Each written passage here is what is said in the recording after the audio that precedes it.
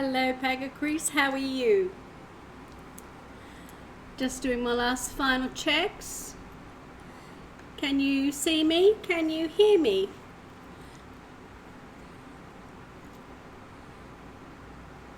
I'm doing well. Yep, all good, thank you. I never know, especially when I've had the cats rubbing around the camera, the microphone, the light. A lot of roses today. Yes, there is. Roses and flowers. We are in the month of February, so we are in the romance Valentine month of the year. But I didn't just want to focus on romantic relationships because there are so many others, but that's often the one that tarot readers get overwhelmed with in February. Everybody wants to know if they're going to have a love life, when their love life's going to start, if their love life's going to be rekindled, how's their current relationship, how's their last relationship. Hello Nali, how are you? Today's specialty is relationship ones, but it's also whether it's for a romantic relationship, a self-care relationship, a work relationship, family relationship, or a spiritual relationship. Glad you're okay. So what have you both been up to? Anything interesting, exciting? Anybody won the lotto?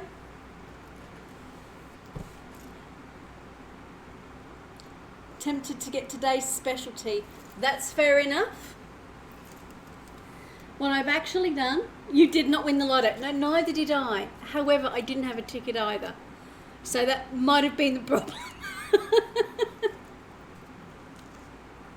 It's one of those things, I'm registered, I've done it once, maybe twice, and I keep meaning to do it, and then it comes up and I go, oh, darn it, I forgot again. No, neither did I. So, yeah, we're one of the probably billions that didn't have a ticket, and it's like, oh, didn't win the lotto this week.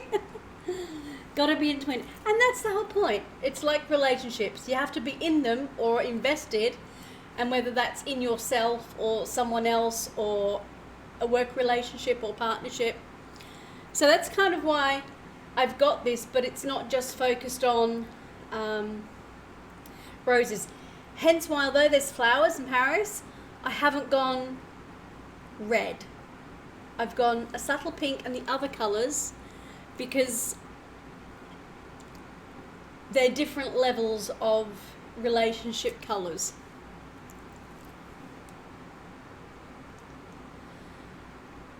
I saw your interpretation on reading on Discord, but I wanted to reply here about that. You really went very deep on that reading, and when you said about the light within it, the light within myself, it gave me the impression you said that not only from the cards, but knowing a bit of myself as well. I did. As you know, I'm a Reiki master, and I'm also trained in different levels of energetic healing, and I pick up on energy. So some people call it being a light worker or an energetic worker. When I do these readings on camera and across from people, and I read from people, I pick up energy. And there are several people who come into this channel on a regular basis, and the more regular, the more I get an energetic imprint of that person. And so when I was reading your interpretation, I knew exactly kind of where you were coming from, but then there were other things that I needed to put down on there as another layer of interpretation that came straight direct from my energy to yours, if that makes sense. I feel I'm getting to know you quite well, and that sounds crazy because we only interact like this, but have a real understanding of your energetic imprint, the way it comes across to me. It does make sense. I'm so glad. Sometimes I kind of feel that maybe I'm coming across a little bit woo-woo, but it's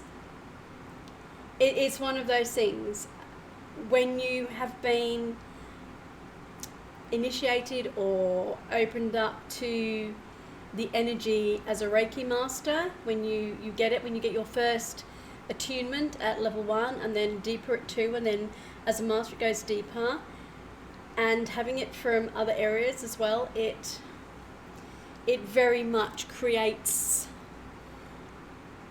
that feeling of being able to feel people's energy. When I used to see people face to face when I worked in the healing modalities, although I looked physically, the energy of that person was very palpable. And lots of people do that. They'll kind of have their gut feeling or their intuition, or they'll just, there's something about that person. Is the attunement like a Jedi initiation?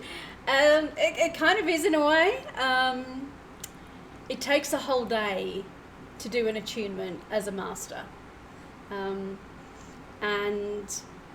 But even the first levels, although you learn your lineage and your heritage from how you go back to the original Mikao Usui, because that's my lineage, and how far you're away from him in the masters that were trained under him, so Takata and then the masters under her. And I was very lucky that most people have 8, 9 or 10 levels. I was very close to the fact that Usui had done Takata. My master's master had actually been one of the people that had been elevated by Takata. So then my master, and then me. So I was actually only 5 degrees away, which in Reiki terms is actually quite close. There are others that have been like, then that master and then that master, and I'm like down the line on that lineage. So yeah, it does open you up. When I was getting prepared for an initiation, for an attunement, I would go strict vegan. I don't drink or smoke anyway, but I would just have distilled bottled water. Very, very strict, extreme vegan. A lot of meditation, a lot of in preparation for it. And after every attunement, even though I have rubbish eyesight, I would see colours clearer. I would pick up on things so much clearer. It is an opening up to the universe, and you feel it, and you learn to what they call step into your power. So you attune and set yourself an area to, like a power ball to step into, and it is truly being bathed in a light, and you feel so energized, and like you can hold a ball of energy like this. You just kind of start from here and you build it up, and you can feel it, and it's... You ask for gifts in attunement, don't you also?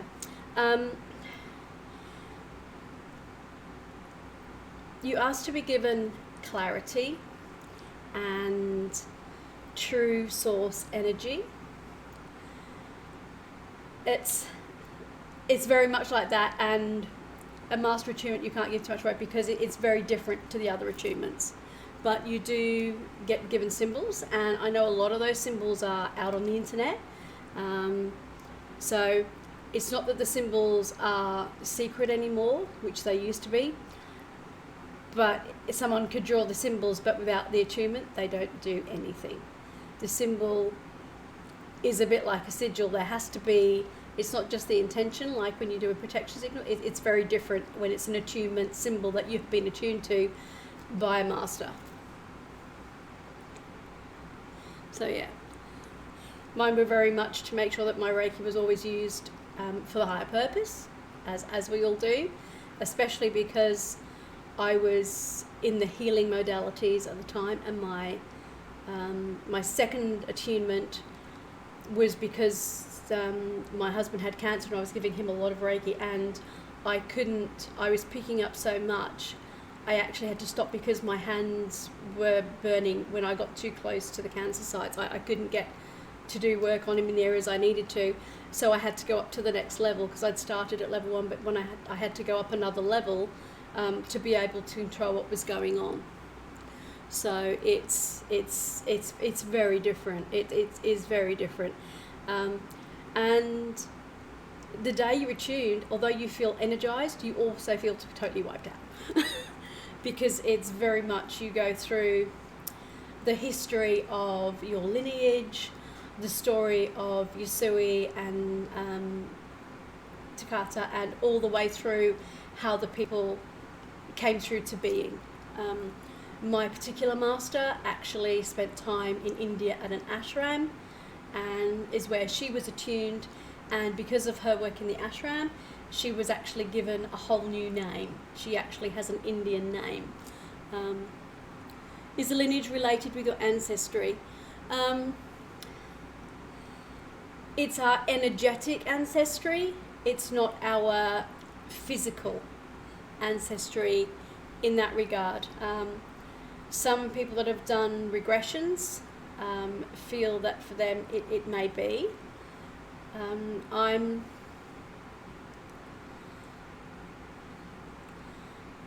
I consider the two separate. My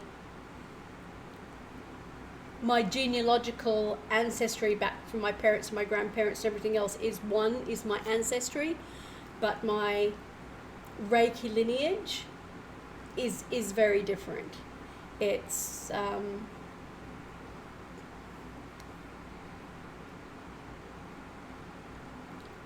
but it was funny that all four of the people, like Usui was Japanese, Takata was Hawaiian, my other one was Scandinavian, my other one is now known as being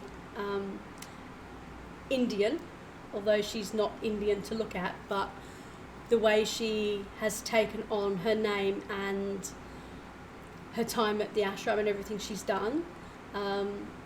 So it's very much, they've all come from very different cultures, which really resonates with me because my whole life has been living in different cultures in my lifestyle, from being born in Africa and travelling to Asia and having Chinese, Indian, Japanese, Malay, Sufis, all of that. So it's very much, I've been very fortunate to have a very eclectic lifestyle and meeting eclectic cultures and ethnicities. So it's a very roundabout way of saying the two are separate, and yet I still feel there's a connection, but it's not a literal connection, if that makes sense. So I don't believe that I was from the same line as Tripuri or Wunyo or whichever from when I came through. And I don't know if that's explained it well enough at all. It's very hard to get through how you do that. Yeah, it's really lovely. It's like when I knew I was preparing to do my first level in Reiki, and I had a really long chat over the phone and by email, and explained what I was doing and why I wanted to do it. And so it was really great. And I didn't do it in a class. I did all of my attunements one-to-one. I've had a very awesome life. I really have. I consider myself blessed that I grew up in Africa and spent my first 5.5 years living like a tribal child, even though I come from English stock, but because my father was a tropical disease specialist, he was a malaria specialist, he was what they call a bacteriologist and a virologist. So he didn't work in South Africa, he went to West Africa, and again, we worked in Freetown, which was quite a big area, but although we had a base home in Freetown, my father had 6 base areas that he would spend time with through the year, because his whole job was to set up small, almost like little mini encampments to vaccinate the local population to malaria and to educate them on malaria, but to work with the tribal shaman, medicine man, or chief leader, whoever they were, because there was nowhere in the world that we would be able to, or he would be able to vaccinate the people in that area if the head tribesman or the shaman or medicine man hadn't agreed. So a lot of his work in the first year was actually, although he was working in the laboratory with 3 other medical staff, he was the one that went out and had to make those ties and those connections and build up the trust. And because my brother and sister were older and were at school, at boarding school, I was just the little tacker, and I would go with him because it was very easy. If he went along by himself, he was just a military medical man. If he went with me, he was taking along a child, and although it was a military thing, there were other children, so they saw him as someone who had his own child and a family. Is there a difference between a shaman and a medicine man? It's very much cultural, and some in the African tribes, they tend to call them shamanic. They tend to be shamans. I think, and I don't quote me, I'm pretty much sure my father said as he went more South Africa, because he went to visit some of the medical outposts in South Africa that we didn't go with him, I think they were more considered medicine men depending on the location of the roots of where it came from, whether they considered themselves shamans or medicine men. When I was in Asia and we were talking to different people, because I got to go to lots of different cultural festivals, again, because I'd been in Malaysia 3 different tours, so I'd spent 9.5, nearly 10.5 years there with my first father and my husband as well. So I'd kind of been actually with my father, my stepfather and my husband, so I went with kind of 3 different variations, but in the same area. It's lots of modern shamans of today, and it's very much, it goes back to it's kind of like all the roots of whether it's pagan or Druidism or eclectic hedge witches, whatever.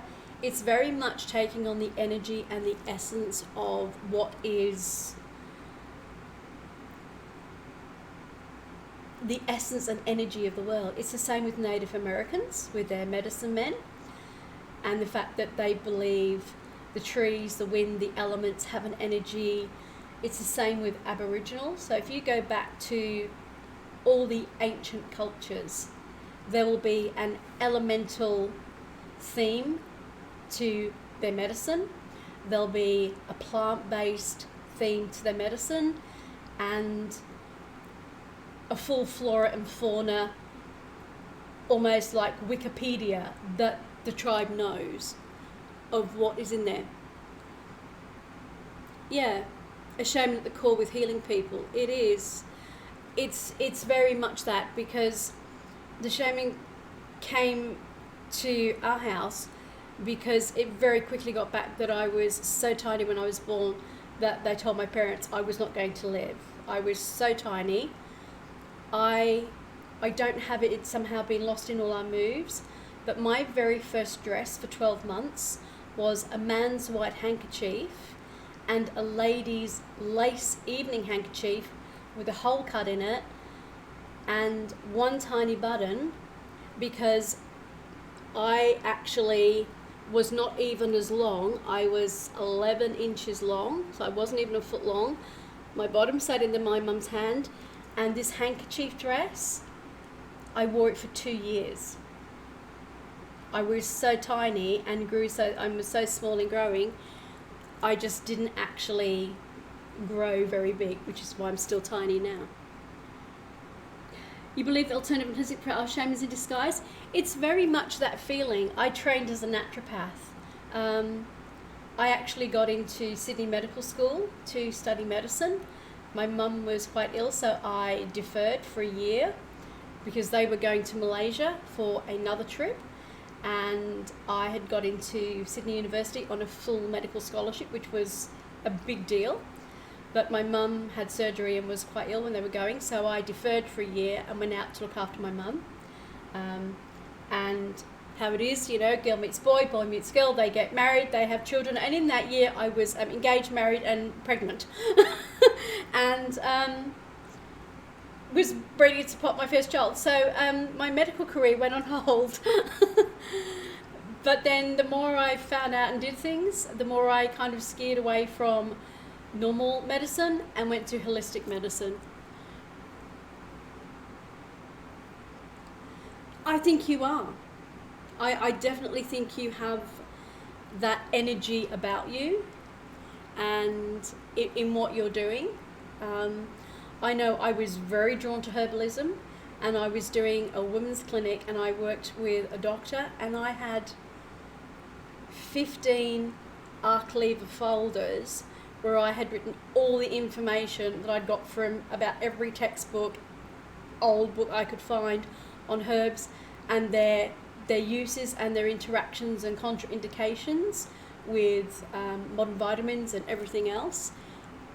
And that was going to be the basis of a series of books I was going to write.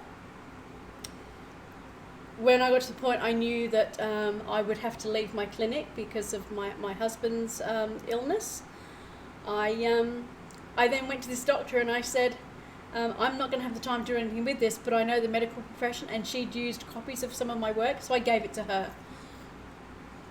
But again, that was very much, you could call that a shamanic process for me, because I very much was into plant medicine and how it could heal. And that's why when I did my degree, I then focused on botany, because I really wanted to learn more and more and more about plants. What energy do you give? It's really hard to explain. It's how I feel it.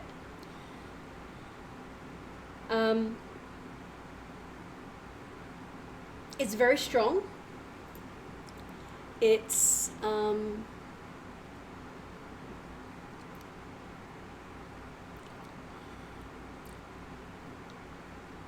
don't know how else to explain it. That when I get it from you, it's just a very strong, powerful.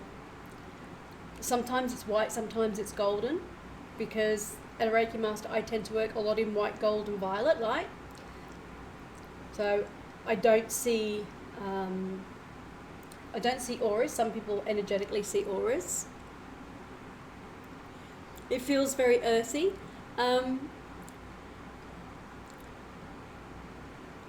It is quite earthy, but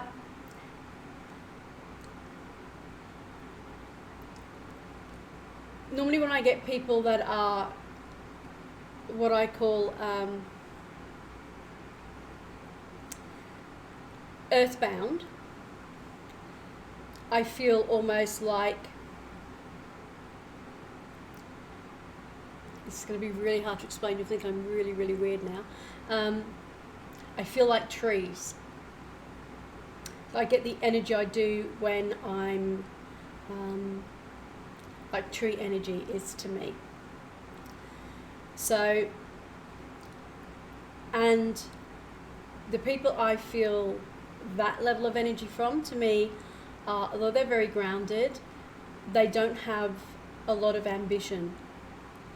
They're very happy in their set ways. That's not what I get from you. You have an earth energy, but yours,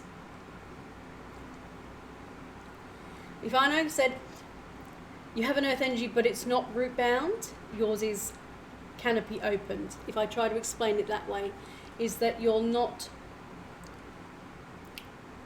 so deeply grounded that you can't rise above things.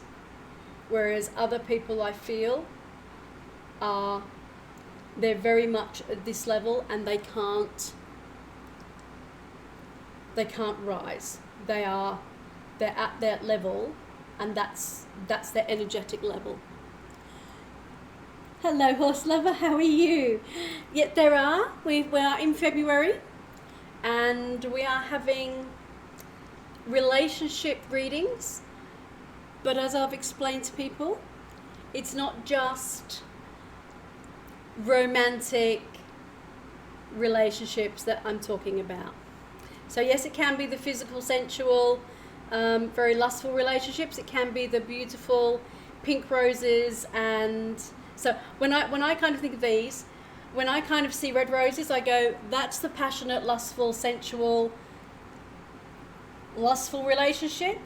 When I see the pink roses, that's the romantic. I want to take my time. I want to do the old-fashioned romantic type. When I see white roses, that's my inner self. I want to have that self-love and self-care and self-nurturing and build that relationship to love myself. And then when I kind of see gold and repeating numbers lately, yeah, it's very much, there's lots of signs coming through, and the gold is very much the spiritual enlightenment of the relationships. And you'll see gold hearts here tonight as well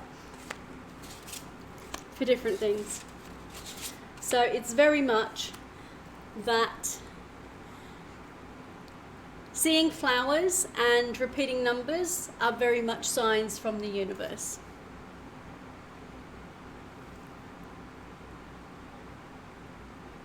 So we've been talking a lot tonight already on the energies people feel. We've been talking about shamanism and medicine.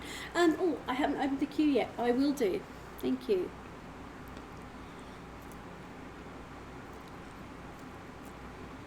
Is that opening?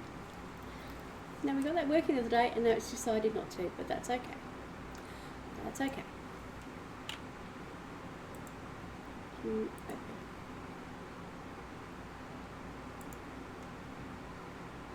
So yes, the queue has opened, and for those of you who haven't been here before, all the readings are free. I do not charge for readings. What I ask is, we have the in-channel currency of Pentacles, which relates to the tarot of resources and coins. Hello Red, how are you? So if you stay in the channel a little while, you will accrue Pentacles, and you only need 10 to join the queue. If you drop a follow, you will get enough Pentacles to join the queue, and it just takes the bot a little bit of time to pick that up and give that to you. So Horse Lover, you may not be able to join unless you've actually, just if you want to check your coins, you might not have been here quite enough unless you've just been hovering. Yeah, you're not late at all. You're not late at all. I'll be on for hours yet, so you're definitely not late. And I don't leave until everybody who wants a reading has a reading. Help? What do you need help with? I don't think I have a command help. Help, I need somebody help. So exclamation coins tells you how many coins you have. Exclamation join lets you join the queue. I thought there was a command that said what you end up saying each and every time, lol. I don't think so. To be quite truthful, Anna's been the one that's put up a lot of my commands. Thank you very much, Horse Lover. I really appreciate that. I don't think I scrub up too bad for a 60-year-old as a grandma. No, so Horse Lover, you're just going to have to wait a little while for the actual bot, and it goes on like a cycle every 10 minutes. So depending on where it is in the cycle to when you join, it'll pick up, and then you'll get that. So you will find very much as soon, give yourself another few minutes and just keep putting exclamation coins. As soon as you've got 10, then you can put exclamation join and join the queue. So I'll explain what we're doing tonight. Obviously, as a lot of you said, we have roses, we have hearts, we have crystals, and there are very many different types, and we're in February, and obviously the 14th of February is Valentine's Day.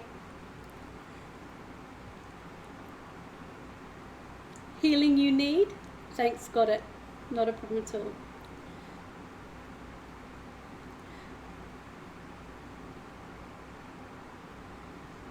Yeah, wasn't quite sure on the healing.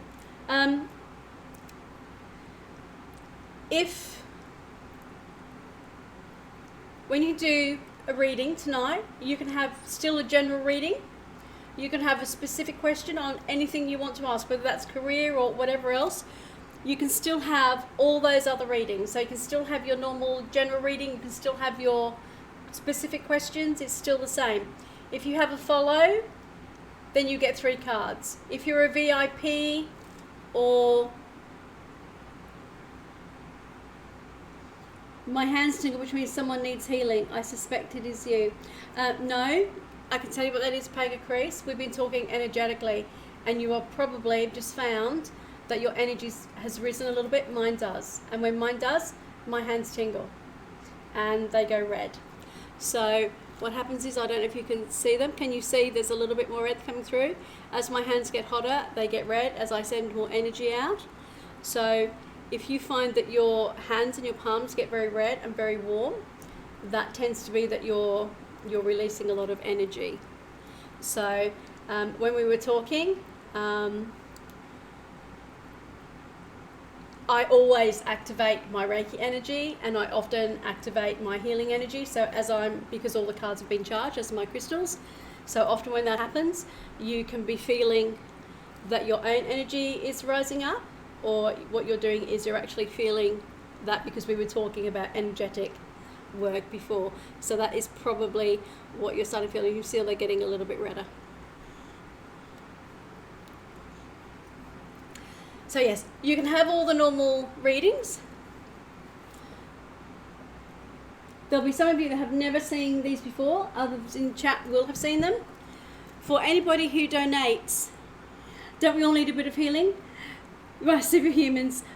No, Reiki, I just happen to be a Reiki master. So I do a lot of energetic and light work. So I have everything here before I open the channel up, that I actually have Reiki in all the cards. I'm charged, and I'm always actually sending out. So if anybody needs physical or emotional healing, that's actually going out all the time with the readings and the cards, just because that's what I do as a Reiki master.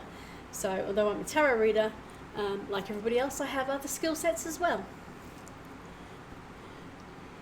So for anybody who gives a $10 or more donation to WWF, because I'm raising money, I am an Aussie girl.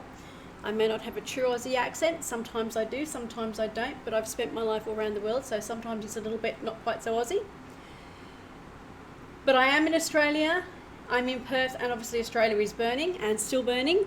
So we are raising money for 3 months, myself and the Twitch Bar, for World Wildlife Fund Australia, to help all the rescue animals and to rehabilitate them and to regrow the environment. And I have a very special deck of cards that some of you have seen, that are the We All Need Healing, yes. Those gold tarot cards, I've got some gorgeous gold ones here. Yeah, these are lovely. These ones here are very much, this is a different deck I've brought out, but they're very gold, as are these ones, and the red ones are out. This is a very special app for a very special deck that, again, I've had permission to use for the 3 months. So anybody who actually donates will also have a card taken from this very special app and card deck tonight.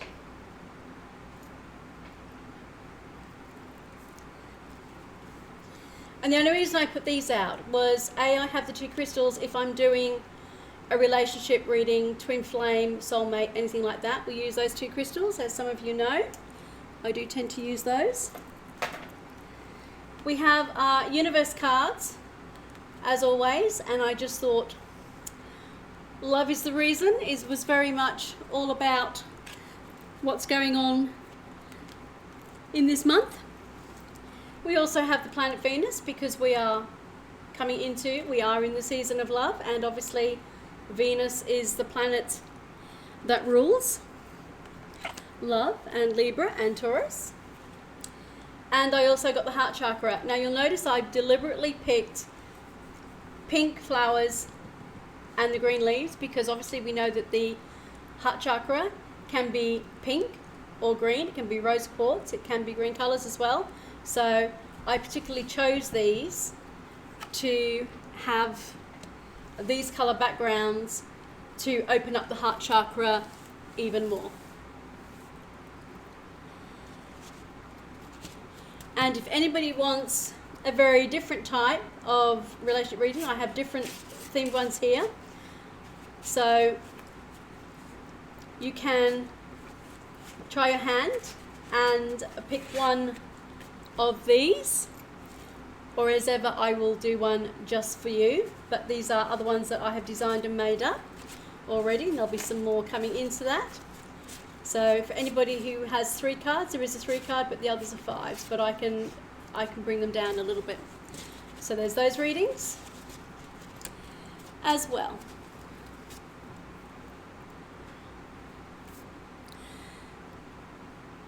How does the Golden Heart reading work? Okay.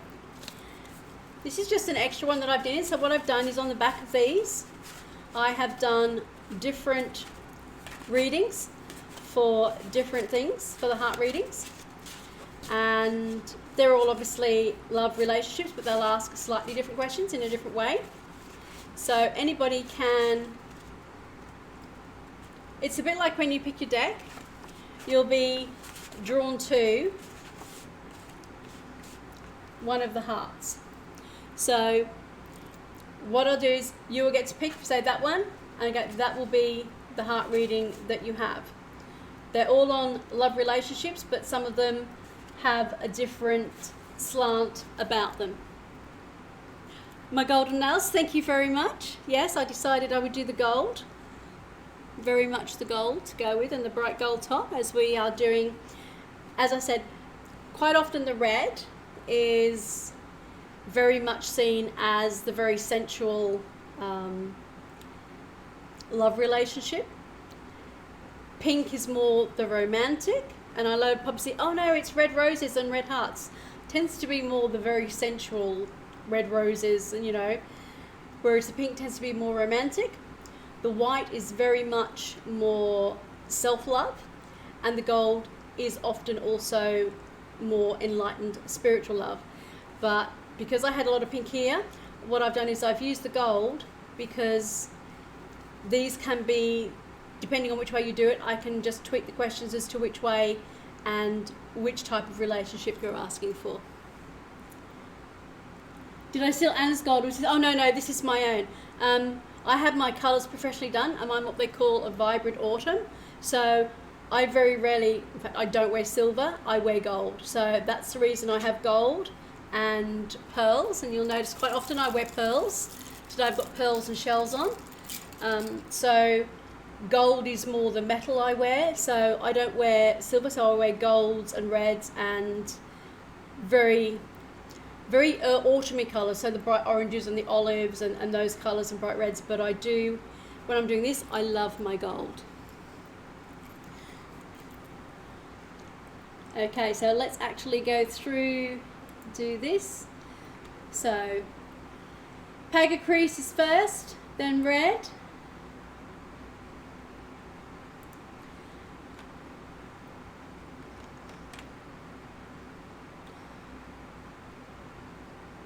I was only speaking of the makeup. I think in Scorpio season you were snuffling Anna's makeup. Scorpio season. It probably wouldn't be the first time when you've got 2 women in the house. Yeah, quite often. I think for doing one of the things, I had to borrow some of hers because she has different colours. So when I was wearing, like at Halloween, I was wearing black.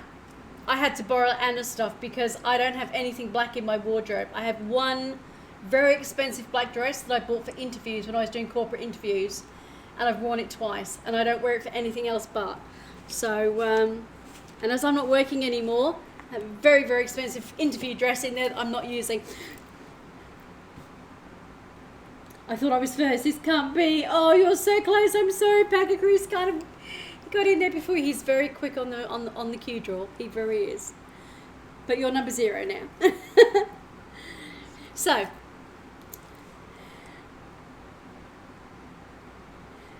Paga Crease, would you like a general reading, a specific question, or would you like one of the gold heart readings? And then you can tell me whether you want it to be a relationship, personal relationship, a work relationship, or whatever, as we get into that. The special of today is one of the golden hearts. So hold on one second. make it easier.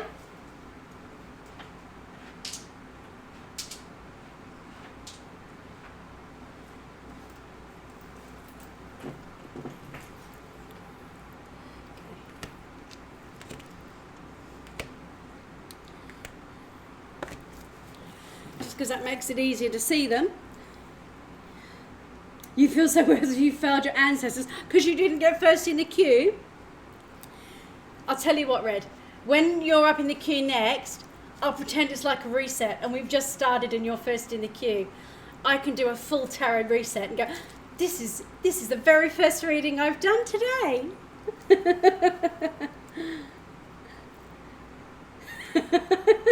Kick him on the noggin, I like that. Okay, so Pack of Chris, first off, let us choose a deck. We have the White Sage Tarot, the Romantic Tarot, the Encore, Spirit Song, the Marchetti, and the Venetian. The words are hope, love, believe, serenity, dream, and courage. The Romantic Tarot. Okay. Am I doing a reading just for you or you and Love is in the Air? I know this, that song, isn't it? Can you guys hear the music? Just for you. Okay, that's fine. Do you want one of the gold hearts or do you want me to do a spread for you? One of the gold hearts? A golden heart. Okay, so you have, can you see the colours of the golden hearts? Let's do that over here. Can you see those? Let's put that over there so you can see. You have harmony, luck, wealth, believe, and faith. The pinky one? Yep, this one. The Yellowstone? Okay, fair enough.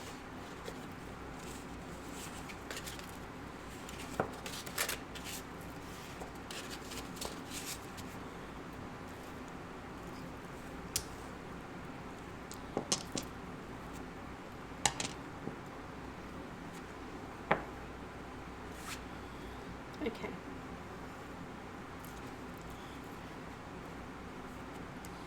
Now, this particular reading is on love relationships and it has the theme of love. What is the theme of love in your life that you wish to have come into it?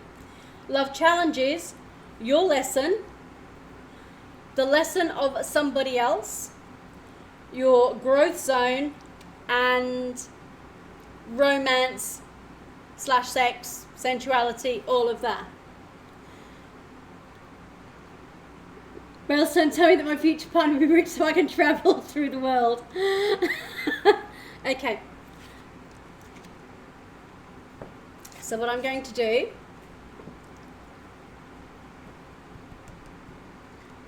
is this.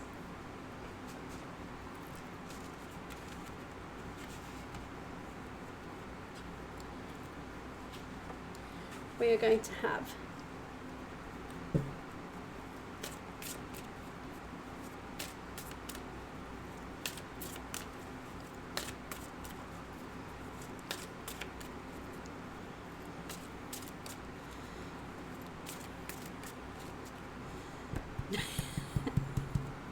very appropriate name for tonight. Very appropriate name indeed. So, this is your love theme card. We're going to put here.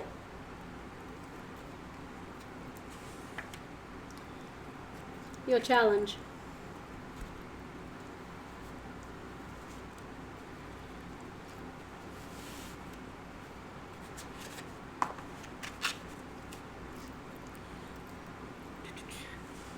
Can we come over there?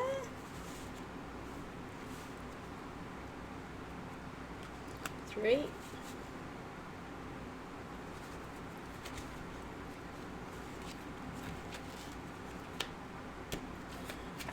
And 4.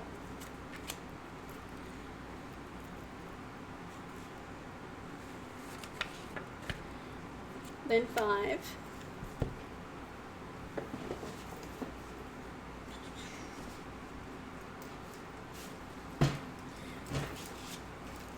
And space. And 6.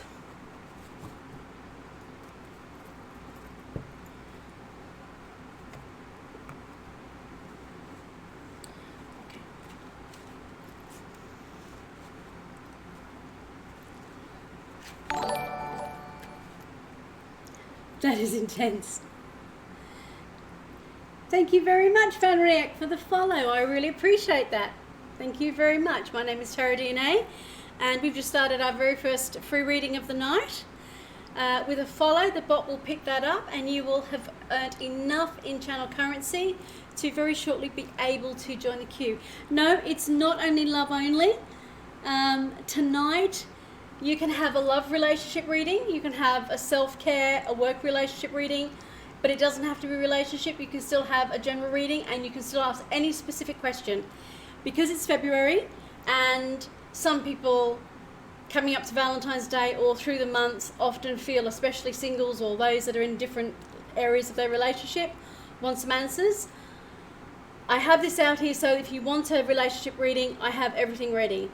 But there isn't just love decks out here. There are other ones as well, and the oracles, and I will do any of the other readings, career, whatever else, study that you want. Then I would, that's really difficult, Red, but we'll talk about that when it's your turn. Okay?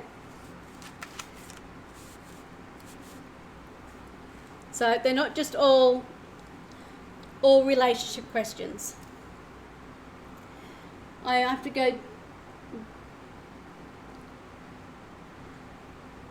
Okay. It's getting actual energy signals and well enough bars to see things.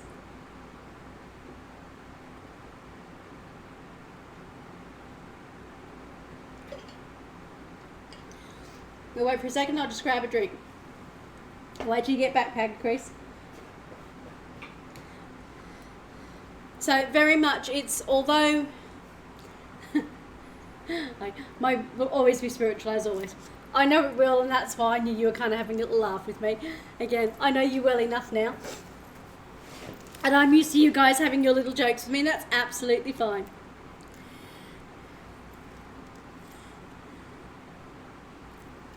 But it's very much that I said I've chosen a specific romantic deck for those who may want a relationship question.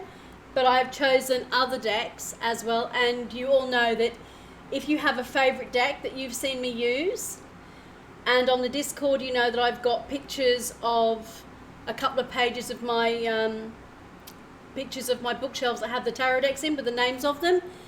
If there's a particular deck that you want that I don't have out, you know you can always request a deck. You're back. So it's not you only get to choose from what's on the table. You guys know I have 80 plus decks back there. If there's a deck that you want, that you've seen me use, you can request that deck and I will grab it for you as always. So it's not just the ones here. And I have more decks coming. I have another 3 different decks coming, and some different types of runestones and some other bits and pieces. So I'm expanding the repertoire of things we do here and that we cover to cover the readings, but also pagan, Wicca, Druid, all of that stuff as well, and sigils and other runes. Because I know you guys are eclectic and you like to see all the different things. You're back? You're ready? Okay. So this is a relationship reading for you to see how relationships are going to go in your life. So there's no particular person we're asking about. So when the question comes to that, as we go through each one, the first one is your, almost like your love theme. And how that will do is that will almost be, what is the state of your love life at the moment, but what is the theme of love you are actually looking for? Are you actually looking and seeking more self-love and self-enlightenment within yourself, a romantic partner relationship? Are you wanting to find out more about a work relationship or a spiritual enlightenment relationship with the universe and higher powers? Like a notepad through the command. Yeah, I'm actually working because they're going up through that. What we're hoping to do is actually in one of the panels is put a list down of all the decks I have.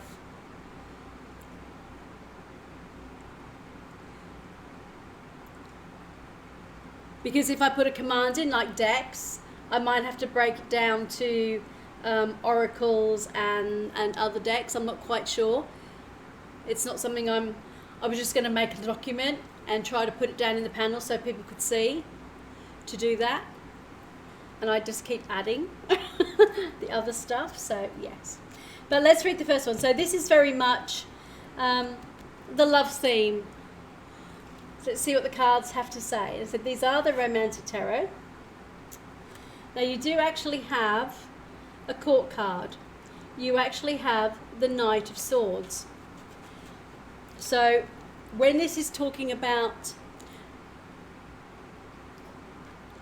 yeah, it's just I'm trying to figure out the best way of getting all the stuff I have and I'm getting, so you can see, so you actually have a chance to be able to pick something. And that's kind of why I was doing that poll, to find out if people wanted more oracle or tarot and other decks, so I can have a good range here.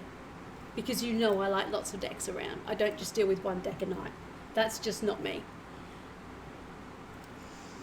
So you have the Knight of Swords. So although these are here, I'm going to put it down here so you can see a little bit easier. So this is the first card we're dealing with, the Knight of Swords.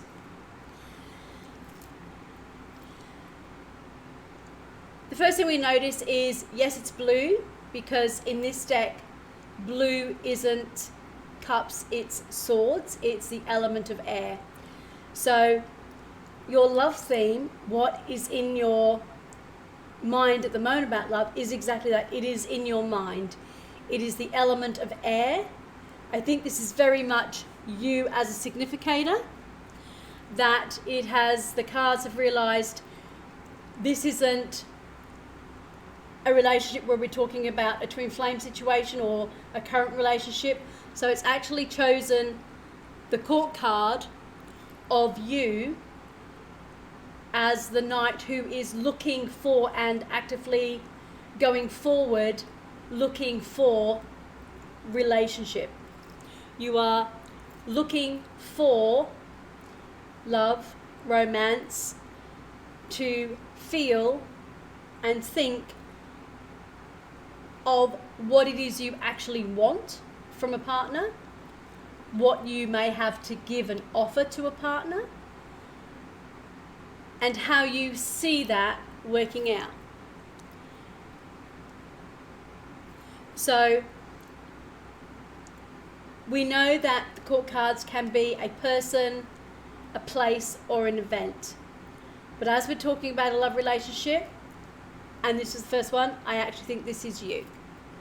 So I'm going to take this as almost like a significator card for you, in you thinking about, maybe communicating to others about a relationship and what it is you really want from a relationship. So I think you're very much the type of person that it's just, yes, I might be blown away, but actually, and because it happens to be the sword suit, it's not only what you're thinking, I actually get the feeling that you want someone who is as intellectual as you are, has the ability to have a conversation with you, have the ability to communicate on the same level of a range of subjects. You actually want someone who has that same energetic feeling of communication, being out there, understanding. That's one of your requirements. Yeah, totally. I I really get the feeling that that's why it chose the Knight of Swords, is for you an intelligent partner is sexy. It's something that you want to be able to have conversations, and not just we're going to be sitting in the same lounge room and we're going to be texting each other on our mobile phones as we scroll through. You actually want eye contact, energetic. I actually want real conversations. I want to have a linking of minds as well as everything else. That's very important to have. Yeah, about all subjects for hours. Exactly. This very much tells me that is, it's almost yes, they might be attractive and everything else, but actually intelligence to you is an extremely attractive quality. To have someone who can hold their own, still have a little bit of banter and have a sense of humour, but to actually be intelligent enough to carry out a well thought out, reasoned argument in a conversation, to be able to put their point across.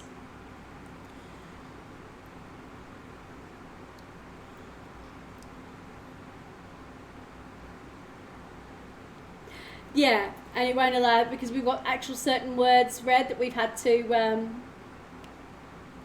yeah, I understand exactly what you're saying.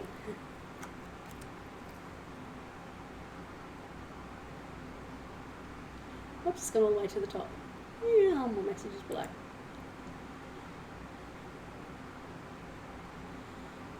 Yeah, about all subjects. Yeah, read there's a list of banned words, and although I was saying it's exactly that, but it's being able to have that ability to connect in a cerebral manner rather than a physical manner. So absolutely. Because of that, when we come on to the second one, which is here, this is almost like, are there any challenges to this? So this is what you're hoping to get, but do we have any challenges to this one?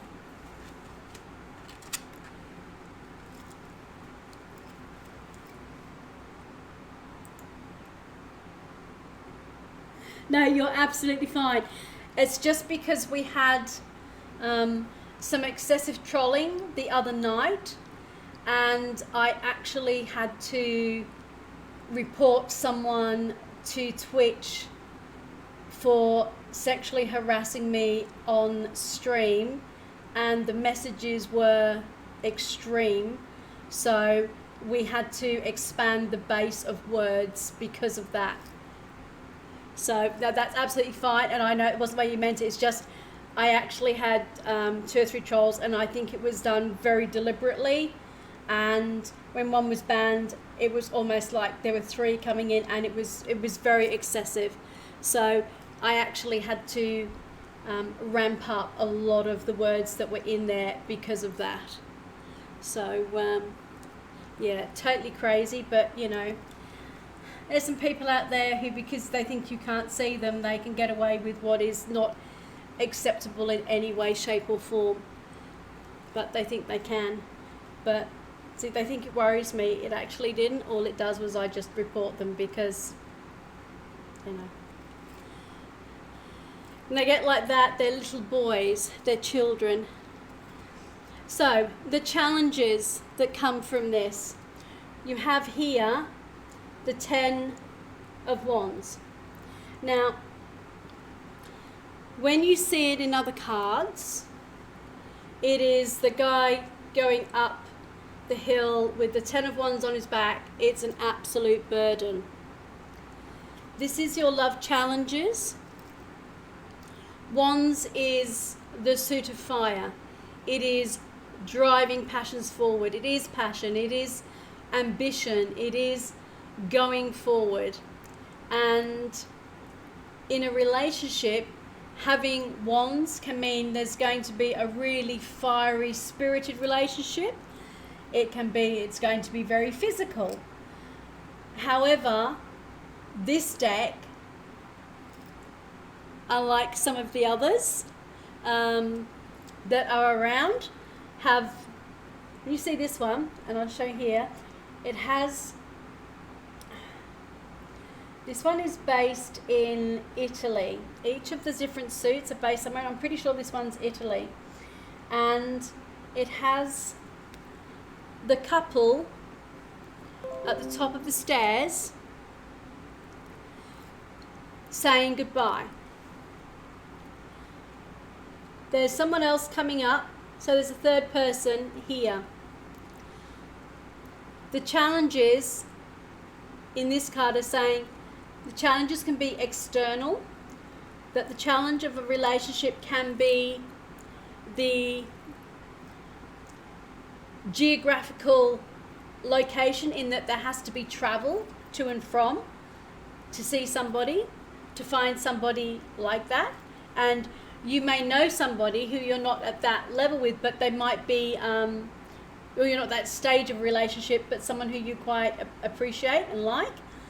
And it may be that they don't live on your doorstep. So getting to see them and actually getting a closer relationship is quite difficult, because I know, talk to a lot of people on Twitch, they get to see people and get to know people, but they live thousands of miles apart, different countries, different parts of the country, other sides of the globe.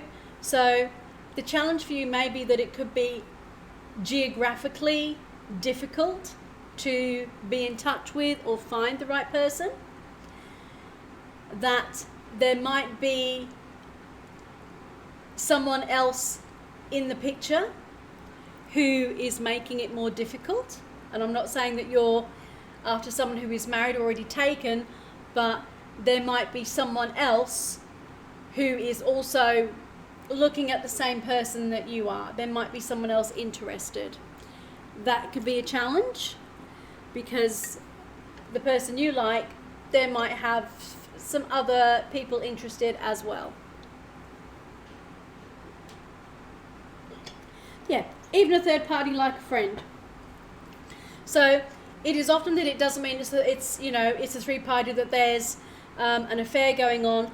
Quite often it means that there can be three people who are a part of a larger group and may have seen each other and got to know each other from all different areas and kind of meet up and have a social life together. But there are three that are closer than the others.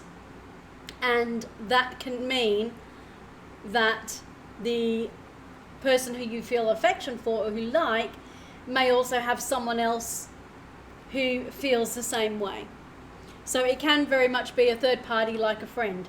It could be that you know them and you are just friends at the moment, as they are friends with the whole group, and that's kind of like how they see it. But when you look at this picture, these two are very much looking at each other. This third one here is coming up, so they're kind of in the picture, but they're not a part of this two. The two of them are very much closer, but there is someone else there. And so therefore the challenge could be either geographical, the fact that this here has all the ones here that's saying this is an archway, and instead of it being all the bundles on the back, this archway is saying there is an opportunity to overcome the challenge, but it's whether geographically is the major challenge, or it's another third party person, or are you this person here and there's a closer friendship and they might just be friends and you're not oh, excuse me, I do apologise. There's another alternative friend who's not into them, but she's really protective. That would make a lot of sense, because that person was almost like they're hovering coming up the stairs. That's a bit like there's a friend there and it's kind of like two of you that are close, and this other one is kind of like shouldering right here. So kind of, yeah, what are you guys talking about? And tries to almost insert themselves in. Thank you very much. I'm hoping that kind of makes sense, that yeah, there is very much, and it may not be that they're challenging you, yeah, and they're very protective about anyone coming there. They almost like see that as their bestie, and they're really great together, and it's almost like if someone else comes into the mix, will they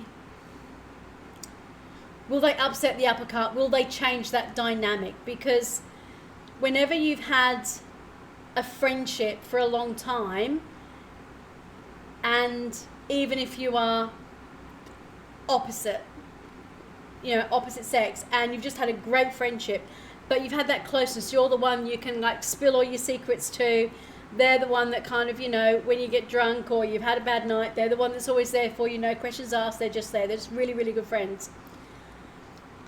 But then they see someone else is interested in you in a more romantic, personal way, and then they think, but how's that going to impact our friendship?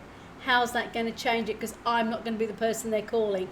I'm going to be kind of on the outer. I'll then become the third wheel rather than the person that's closest. Absolutely, Pagan Chris, yeah.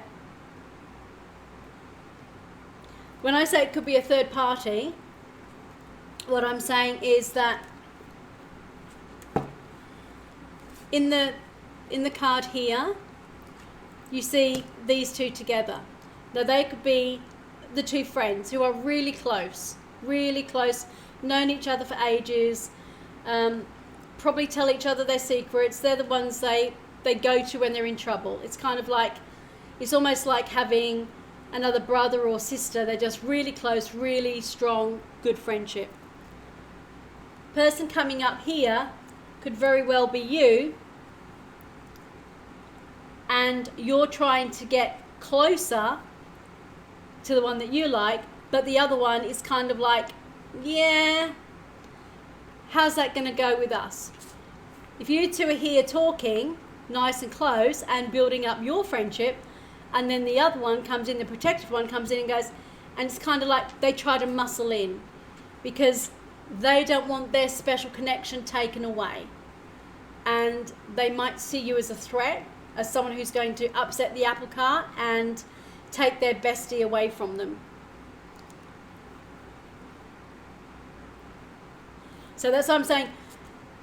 When I say you could be the third party, the overprotective one would see you as the third party because you're trying to get closer to their friend, and that's why they're protective.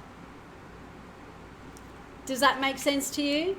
Whereas the two of you might be starting to make, yeah.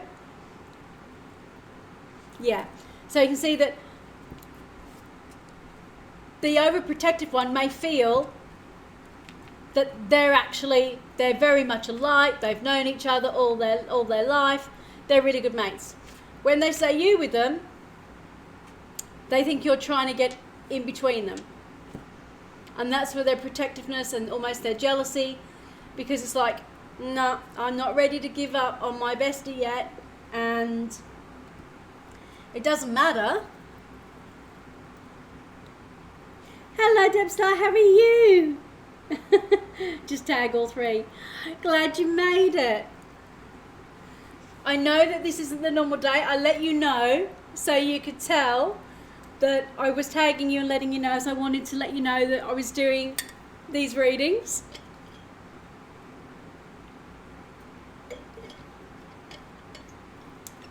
That's terrific.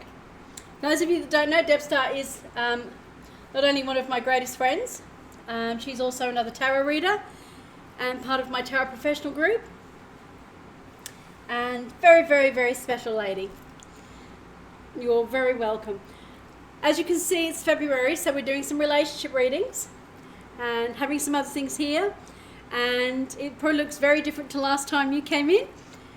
I also have the charity goal that I'm doing, because I'm raising money, as I said earlier, for WWF Australia because of all the bushfires. And if anybody likes what they see tonight and feels that the reading really resonated and would like to donate to the charity, If you put exclamation charity, it brings up the Tiltify link and the money goes straight to the charity. It has nothing to do with me. The link, absolutely. Your eyes can barely stay open. We won't be long, Red, and then you'll be next. So yeah, that's what that is all about. That's the challenge. Okay? So, the third card, as you can see, is this one. That's that one there, and the third one was coming up. So we are going to do this 1, 2, 3, 4, 5, 6. I'm going to do this one. This is your lesson about it. So your lesson to learn from this is the Four of Wands.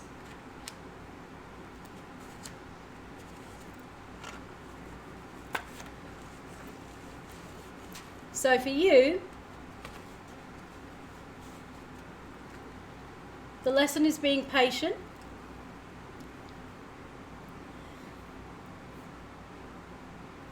That's all right, Red. If you're too tired, we can catch you another day. Next time you come into the channel, we'll try to make sure you get in early because I know the different time zones. No, it's not actually patience. This is actually, it is patience in a way, but do you see that this was a portal? This is like a gateway. The Four of Wands is also another gateway. And it's saying when you go through this gateway of that challenge and you overcome that challenge of the third party, there is a much stronger chance that there will be a relationship for you to create. So obviously in this deck, the Four of Wands is very much coming out of a church, a wedding, and everything else. Now, if you're at the stage here where there has been a declaration that there is a relationship and that you're exclusive and that you've been going out for a while, having this card here, you're not going to go straight from that to that in a month. Yeah, totally understand, Red. You take care, and as I said, next time you come back in, I'll make sure you go to the top of the queue to make up for it, okay? Absolutely, Deb. Not a problem at all.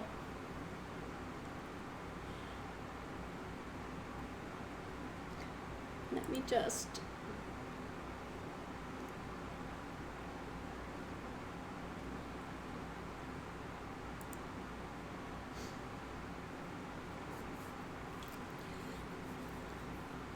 What I'll do, Deb, is because I know you're in a really weird time zone, is it really late or very early for you in UK? Because I know I normally don't do UK till Thursday because the time zone is wacky.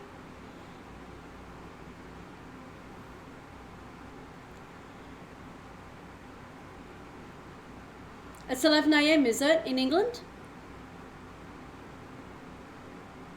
Okay, fair enough. That's all right then. Yeah, Deb, put yourself in the queue. Just put I join. It's 11 AM here, yeah. Okay, so it's 11 AM. Fair enough. That's okay. If you put I join, you'll go straight in the queue. Absolutely. So that's saying that there is very definitely, the lesson is that getting around the third party, there is very much a chance for you with this relationship, because there is actually that you've almost got two portals here. You've got this one, but you have this one. As I said, the Ten of Wands in this card isn't the burdens. It's a very different deck. And that portal here leading to that portal there. So there's a very good chance, but yes, there will be patience, because you're not going to go from just being great friends to then getting married, okay? But that's saying there is a chance for there to be a very strong, steady, long-term relationship.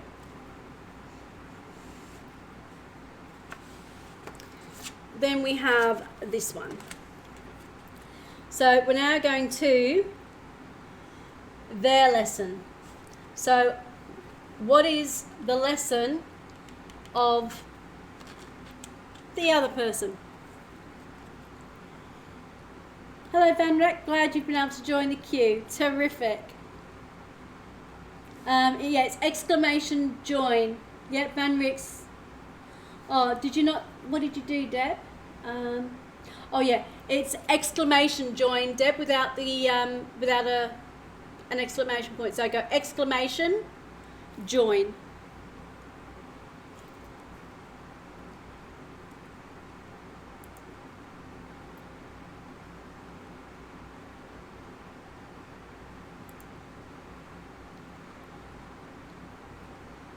Without the space. Exclamation, yeah, no space. Exclamation mark, join, no space.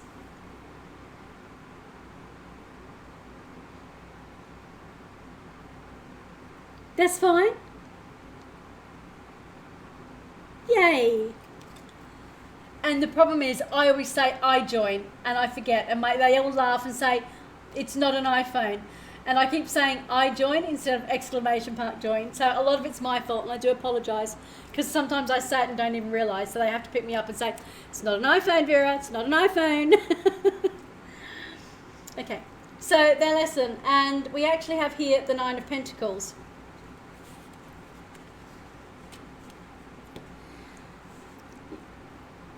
Pentacles, earth, money, resources.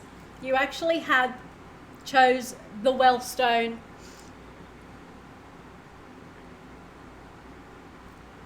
The lady in question here,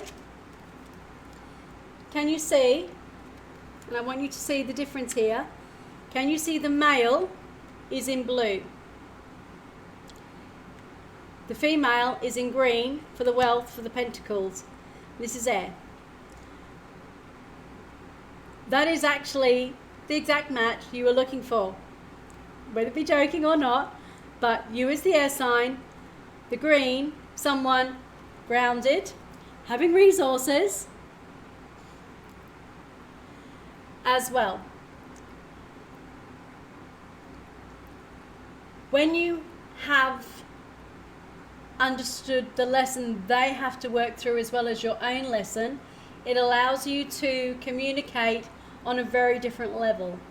That for them, gaining reliable, credible foundation of physical resources, money in the bank, a good job, feeling they have a loving home environment, being very earth oriented in how they view things, being practical. For them, that is very important. Their lesson is to be able to feel that they can accomplish that they want to be able to have a nice home, a good income, a good savings plan. They want all of that there. If they feel that you are all in your head and all thoughts and have no practicality, they may wonder, are you the right person to be able to help them achieve their goal as well? And you want someone who is able to communicate at a very good level with you.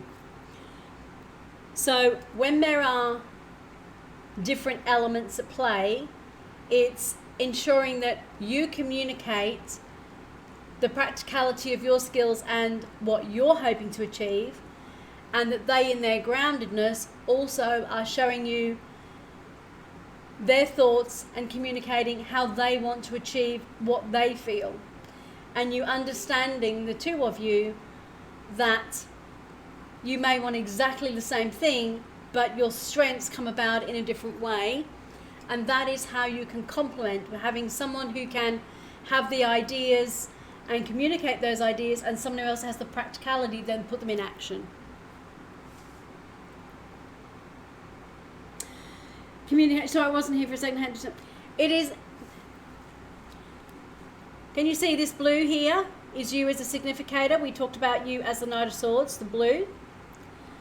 So that is the element of air. That's your communication, your strength, your being able to explain your ideas and what it is you're looking for and communicating.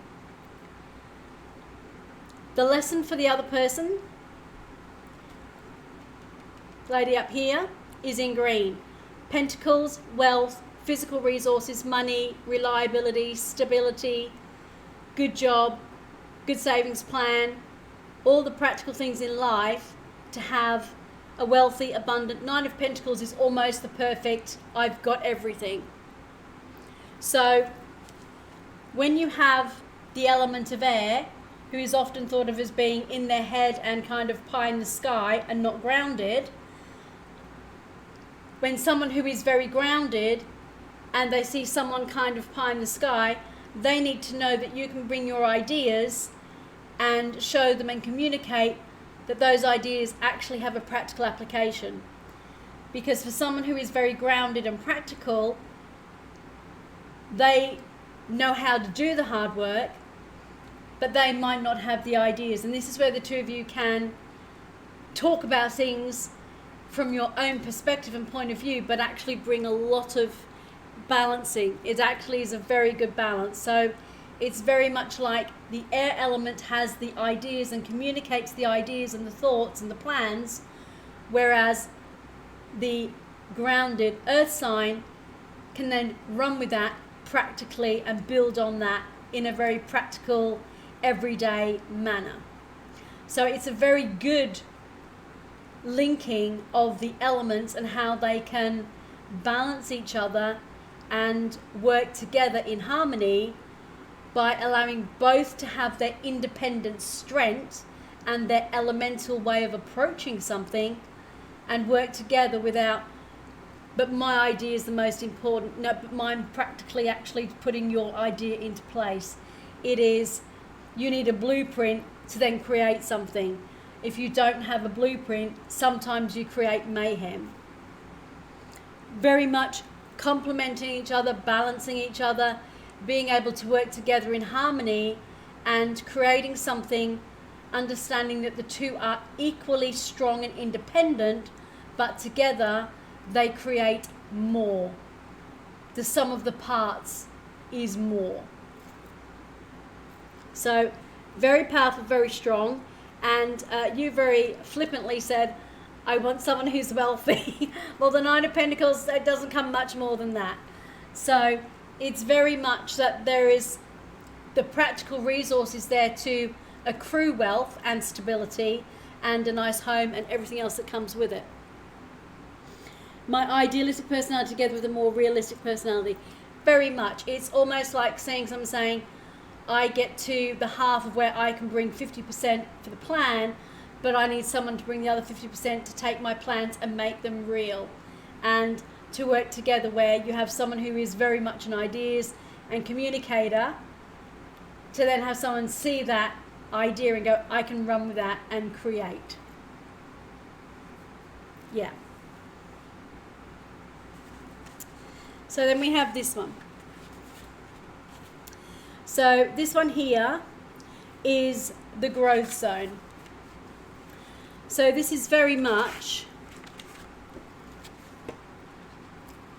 what level of growth is going to come from this. And the level of growth here is the Devil.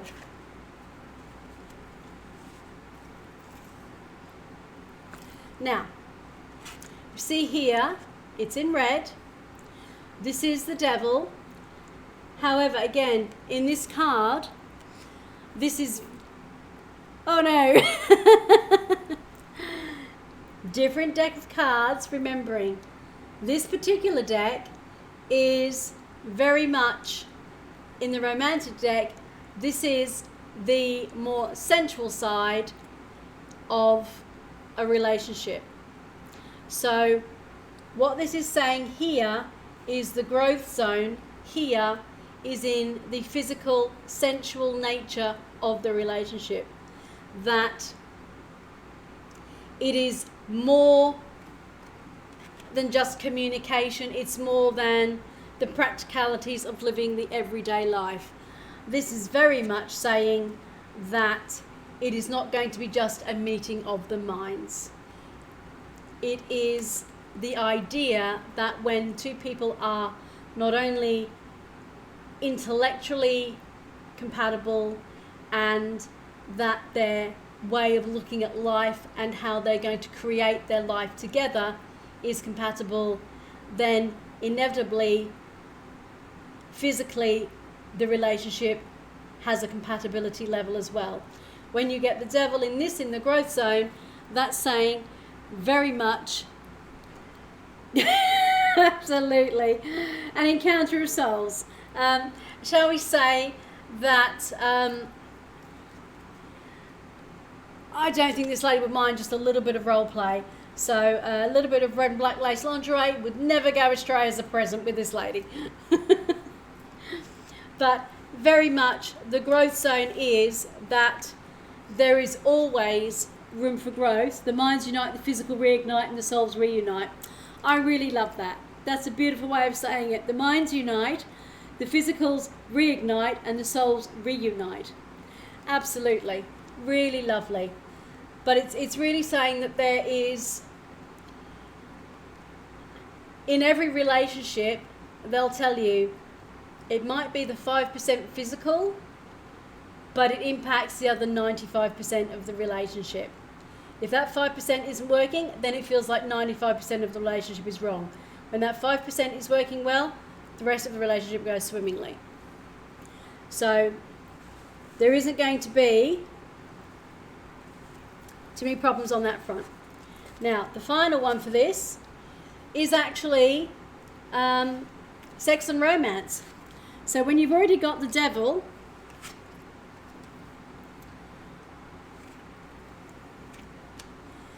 so I think this one here had already picked up on the fact that physically the relationship will definitely be a hit. But what you have here is the 10 of Cups. And this position is normally the sex and romance, and you've already got the former. This is the latter. This is the 10 of Cups. This is very much the romance. This is the beautiful, the perfect home life of loving, devotion, family, everything there. You could not get a better card for the final outcome card. It's very much telling you that by keeping the romance alive, by keeping the passion alive, the communication, growing together, being together, handling things as two independent people that have the same goal in mind in the relationship, bringing your strength to it, there can be a very strong, long-lasting relationship. And you did have the wedding card up here. So it's really amazing. You consider yourself a very romantic person. Well, it doesn't get more romantic than the 10 of Cups. You've had, in this deck, this card is the most central card. It's not the 2 of Cups, it's not the Lovers, it's actually this card because of how this deck is. So you've had the best romance card, the best sensuality card. You have here the 9 of Pentacles, which is your physical and wealth and resources. You've actually had the wedding card. You've understood this one of the different parties in there and that it might be geographical or the other person, and this is you. So your love relationship reading seems to ever get till I will hit the jackpot. I think you will, and I think regardless of whether it's that particular one, because this wasn't a reading just about her. This was your reading. That person came into it because that was obviously the cards picked up on the energy of that person was in your mind. But you have more than everything going for you to have a really wonderful, long-term, good relationship with all the things that you're hoping to get, because you understand the communication, the romance, all of those things, but understanding that you need to be who you are and they need to be who they are, and you come together and work together. It's not being codependent, it's being strongly independent and working together as a team. But being strong and independent is actually very important for a strong long-term relationship. Being codependent breaks down. Being strong and independent and working together and working with each other is a very different level of relationship.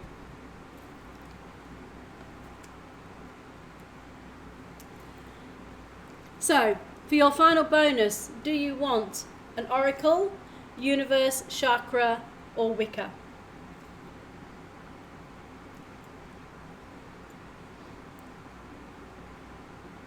You create, that's the teamwork. It's exactly what you create. When you have two strong independent people, you can then actually work together as a team, because you understand you both have your strengths and weaknesses and you complement each other, but you don't collapse into each other.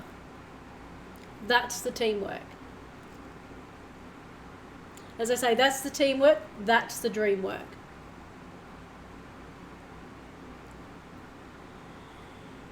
So your final card, crystal, animal, or shamanic oracle, universe, chakra, or Wicca cards.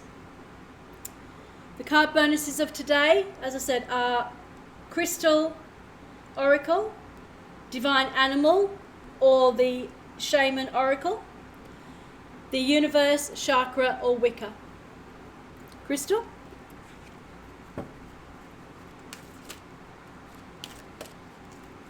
You guys know I try to give 3 bonus oracles. 2 came up.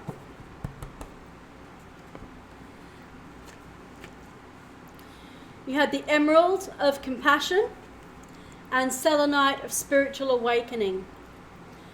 I think the 2 came out for a very good reason.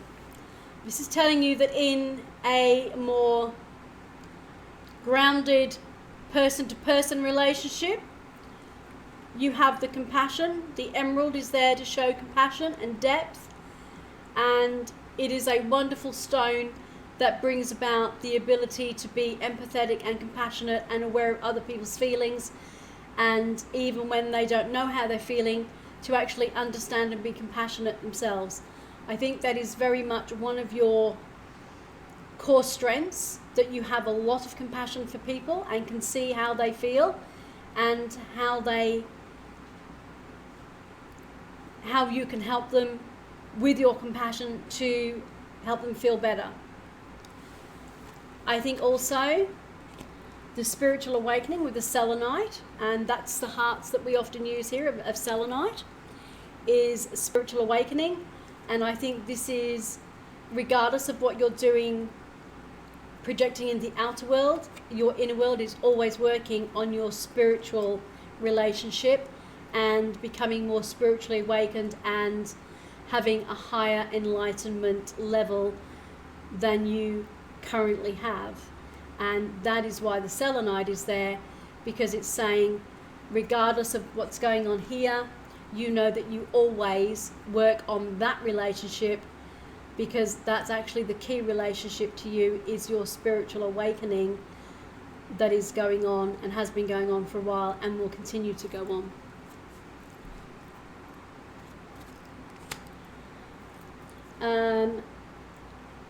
Yeah.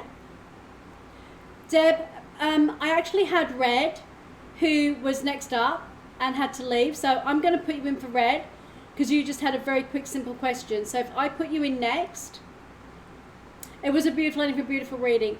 So Deb, I'll put you in now. You're very welcome, Pagacrease, because I know sometimes you have appointments you have to do. So you're very welcome, Deb. You know everyone's liking this channel. I'm so lucky that the community in this channel are beautiful, wonderful people and so giving and understanding of others. They are lovely. So Deb, which deck would you like? We have the White Sage Tarot, the Romantic, the Encore, Spirit Song, Marchetti, or the Venetian Carnival.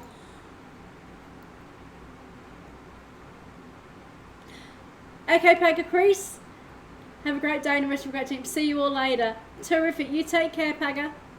I hope it's not too bad dental work. There's nothing worse. You take care. The Carnival one? Yep.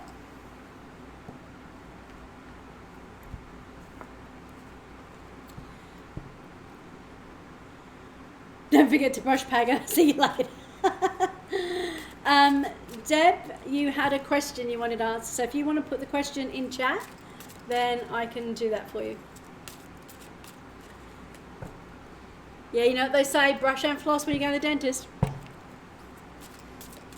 Good rinse out. Just doing it. It's great.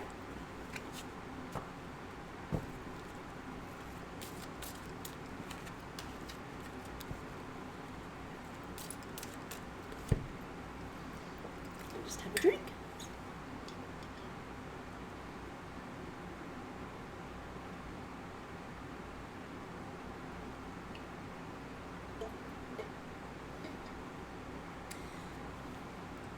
Should I go out today? I feel under the weather, not sure why. I just wanted to see if going out would be prudent. Absolutely. I understand that sometimes when you're not feeling great, it's just one of those. Absolutely, that's okay.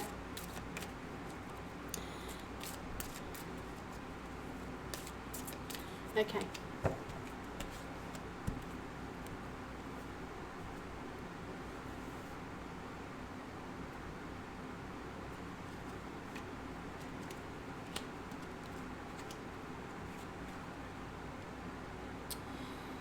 Eight of Pentacles is very positive, it's very earthy and very grounded. 8, as you know, is a number of strength. This one is saying, if you're not feeling absolutely at your best strength and feeling golden, we then have the 5 of Cups. If your feelings are more down in the dumps and you're worried about other things rather than the 2 cups that are out there that are gold, and the 3 of Wands, that actually going out for you, going out of the house through that portal, if your strength isn't up to par and your feelings aren't there as you feel they should be, and because you've asked the question, the 10 of Pentacles is saying, unless you have to go because it's of a financial reason where you must go out to pick up some money, or you have to do something because it's a physical resource you can't do without, as in you need groceries or something and you can't get someone else to get them for you, unless it's an actual physical need of something you must have. Not money or financial, it's social. I kind of get the feeling that if you're not up to it, because none of those are social cards. The 3 of Wands is very much going out into the world, yes, if you have the strength to do so and you're feeling up to it. Unless it's actually said, I see that it's a financial something, I actually feel it's not prudent. Take care of yourself first, not money or financial. Yeah, I kind of get the feeling that unless it was actually you had to go out for, you had to go and pick up money from the bank for something, or you had to get something actually physical that you needed. The 5 of Cups is saying your feelings and emotions are not where they should be. Your strength isn't as it should be at this precise moment, and going out is not the greatest thing.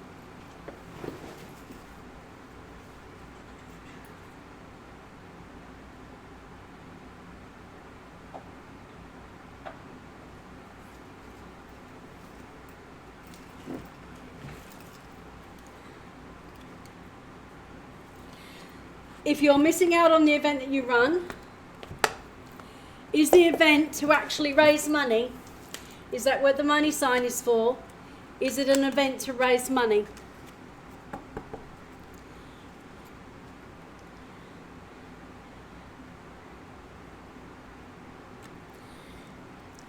because I understand when it's an event that you run.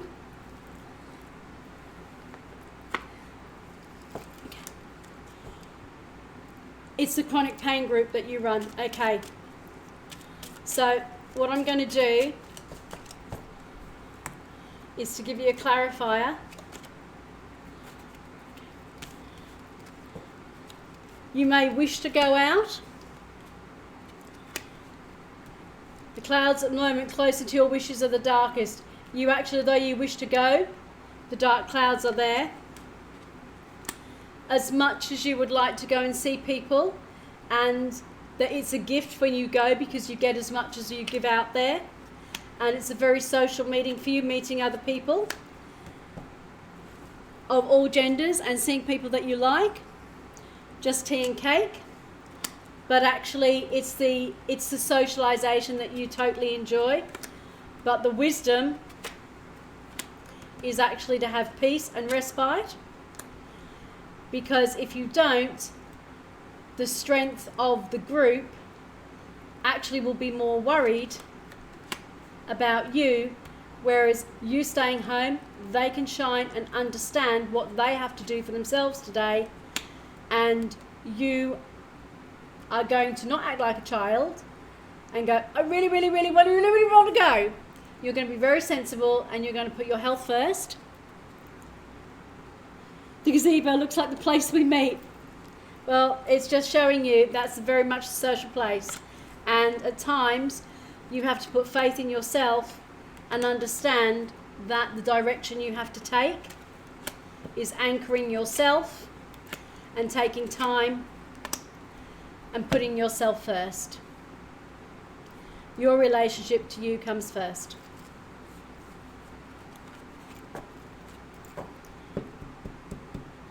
Does that help, Deb?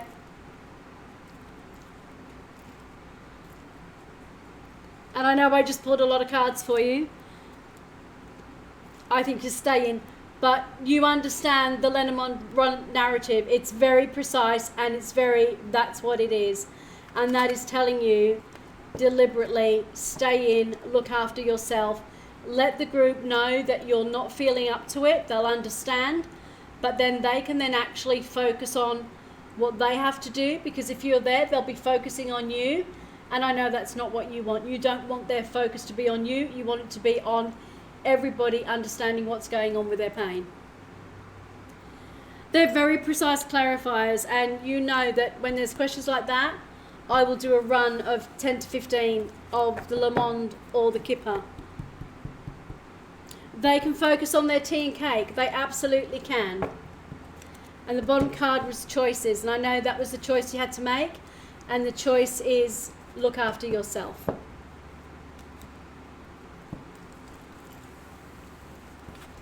And you know, I'm always happy to do that. And even if you can't get here, you know you can always message me and I will pull cards for you. You know I always will. Because I know it's tough sometimes. You're so invested in the decision, it's hard pulling them for yourself because you interpret them the way you want to. You're very welcome. You're very welcome. Aw, thank you.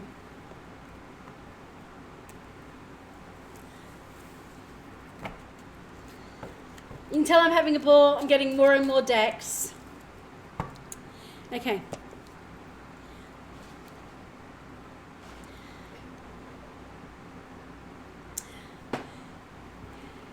Yeah, it's really hard when you have chronic conditions and have chronic pain, and they are lovely decks, and I'm getting more coming through. But I wanted to show you guys, for those of you hopefully that will be here on the 9th,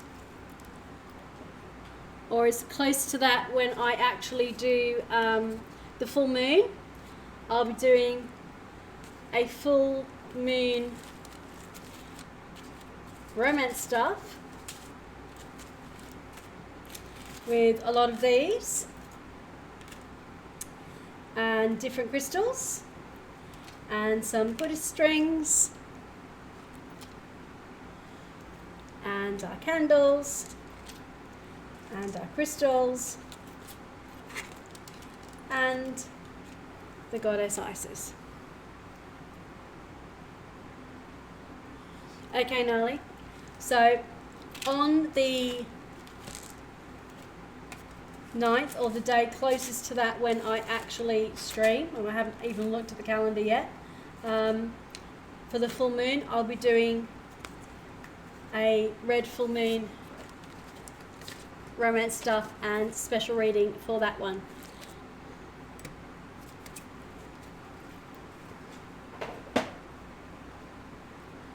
So let's see. So red's gone. So we've got horse and project. So you guys were working out. Okay.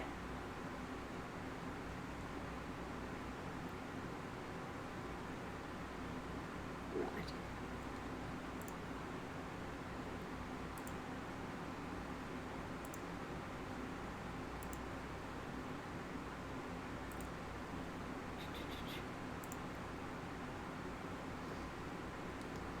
You going to grab some coffee? Brilliant. Okay.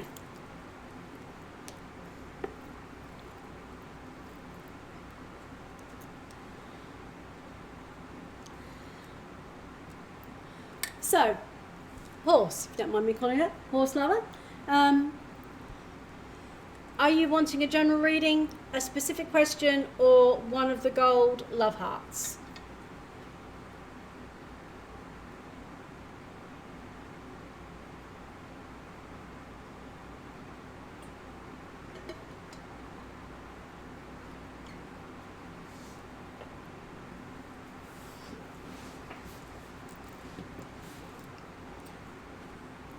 A specific question?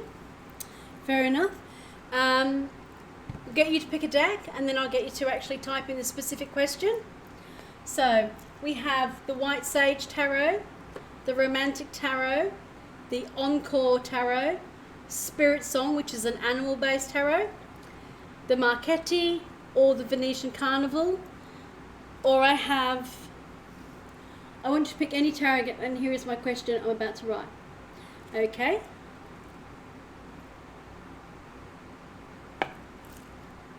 Spirit Song.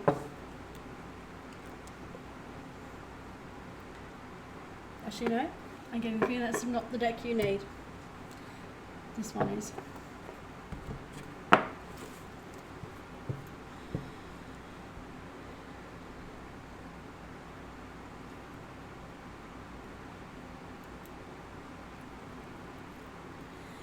Lately, my family has been drifting apart due to finance. I'm feeling pressure to get a job and help my mum. What should I do now? Okay.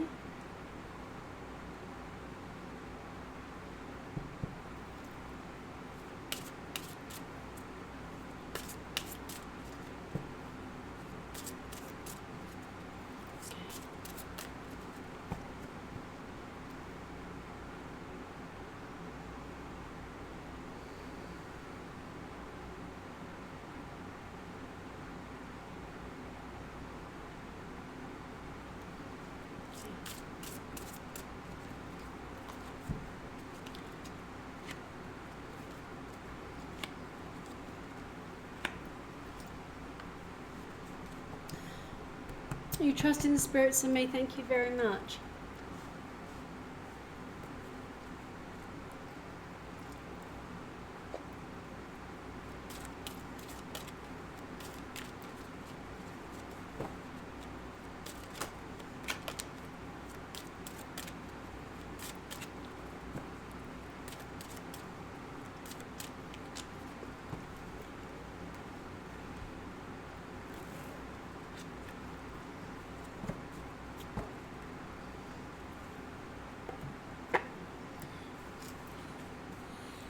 The underlying shadow card is the 8 of coins. The 8 of coins is the element of earth. Coins are pentacles. They account for physical resources, money. It does also cover the realm of jobs, interviews, careers, finance, and everything else. So although this was the hidden card, This is the hidden finances that are going a little bit awry in the family. It also counts to you asking about getting a job. You're feeling pressure to get the job. This card is coming through saying there's been money around. The pressure is to get back to having that stable income, finance, resources, stability there. The Three of Swords is the ideas and feeling heartbroken. This is how you're feeling now. That the Libra one here is balance, that you understand mentally that the balance is not working and that you are feeling pressured. The Libra is, I'm trying to balance my feelings, my thoughts, my time, my energy with what I feel I have to do to make things right. In your head, it's like this seesaw of, if I did this, I could help with that, but that's going to take away from this, and I have to get this done, and I have to do that. How can I fit a job in? What can I do? But I feel I've got to pull my weight, and I've got to kind of step up to the plate. That's what this card is saying. This is what that angst that is going in there.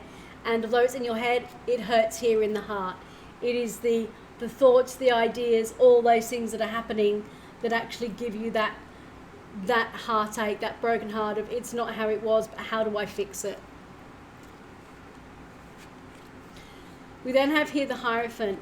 Hierophant very much is the card, it's a major arcana, it's a very big umbrella card. It's the card of faith. It's the card of, I put my trust in the universe, a higher power, in faith, in the spirits, in how am I going to overcome this? How am I going to get the answers? Who's going to help me figure out what I have to do to help my family without putting myself in a position where I feel so much pressure I can't actually function? Exactly. We then have here the Four of Swords.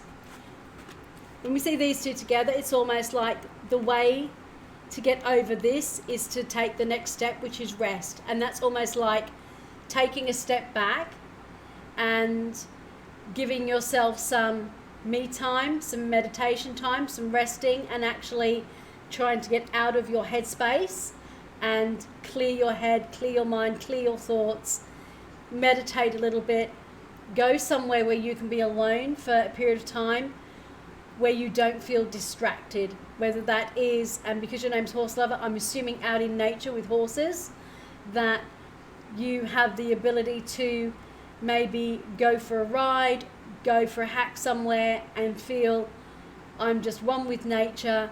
I can trust in the spirit to show me the way, to guide me, to get me out of the heartache.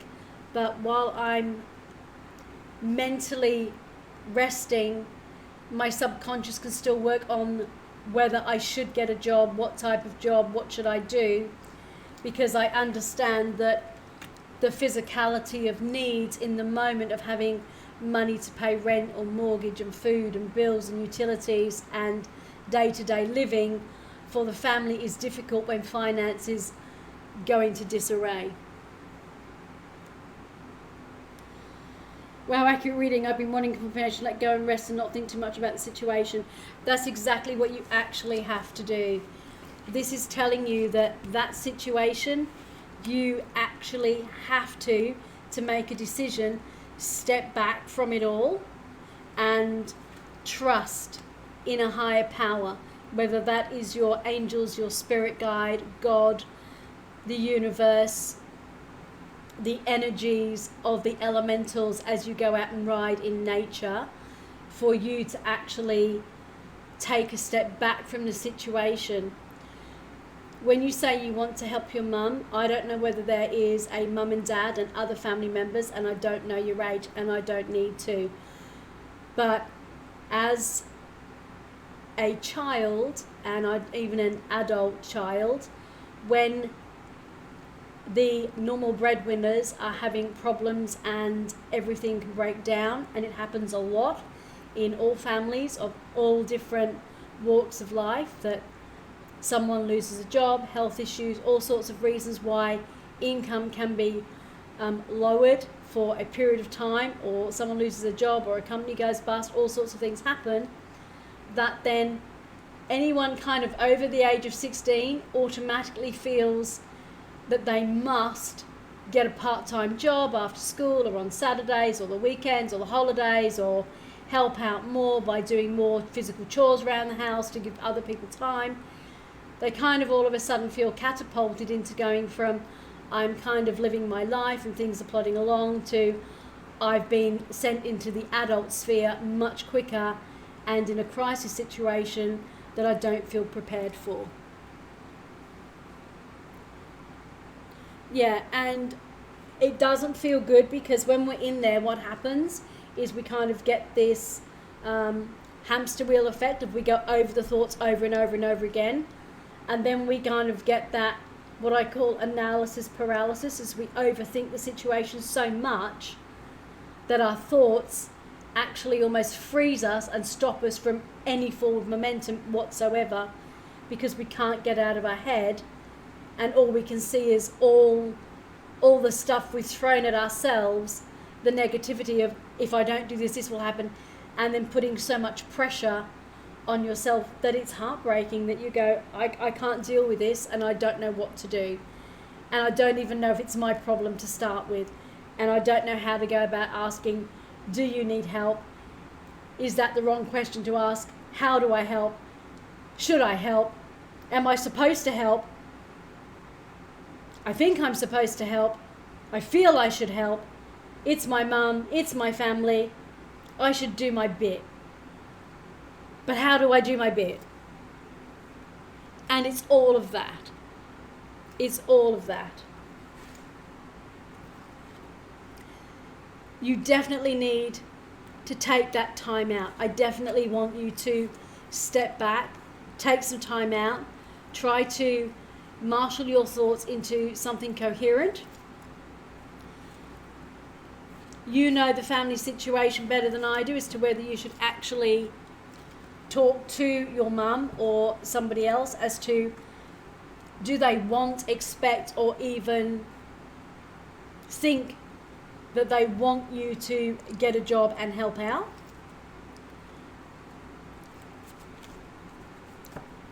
Sometimes letting them know that you're there to support them is enough. I just need to pull you another couple of cards, just because the energy's telling me I have to. This is the child card, and the child often takes on more responsibility when they see adult things going on in the house. And I don't mean that you're acting as a child. I mean that even if you're 30-year-old and your parents are 60s, to them you're still their child, and their running of their home is their business. It's not up to you. Or they might say they feel it might be time for you to contribute. But the child card is saying sometimes we take on too much responsibility as a child because we think it's our fault or it's our place. This here is a couple. This may be your mum and dad. It may be other people who help bring in the money into the household. They're the ones who are going to be making the final decisions. The sun is here. It's saying there is definitely a brighter patch to come. It won't hurt you if you ask if there's any way that you can help in the situation, and they might tell you it might be of a more practical nature rather than a financial contribution. The wisdom that will come through will be you asking these birds here, the people who are at the very center of the financial situation, to ask whether they need your help and in what capacity. And if they say they could have help financial, how is that? Would a part-time job, would maybe paying a little bit more if you're already paying a little bit to them, what is they actually need. Is there one thing? But also looking at other arenas to get help and have maybe debts refinanced, or having some financial input by someone who is an expert in the field, going to the bank or someone else, so that they understand exactly where they are. So there's someone who has the right questions and answers that they probably need, and it might be that they just need some signposting and chatting about it, because we can get very insular when it's financial things and figure we don't want anybody else to know, or we don't know where to go. There's always people who can give you free advice on how to work things when there's been a problem financially. And sometimes it's letting people you know money to, going on a plan where you're paying, less, and renegotiating things. There's all sorts of ways to do that without you feeling you have to do something out of the ordinary that you're not ready to do, or don't feel is quite the right time for you. And you have one more card. You can have one of the Oracle cards, or the Universe, Chakra, or Wicca card.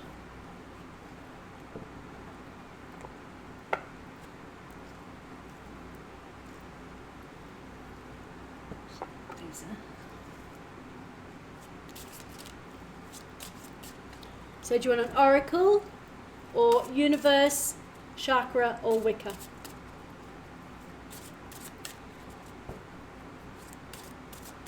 Universe? The Universe messages are always really nice. Yes, they are. I've had the Universe messages for 10 years by email, and had these cards now for a couple of years, and I love them.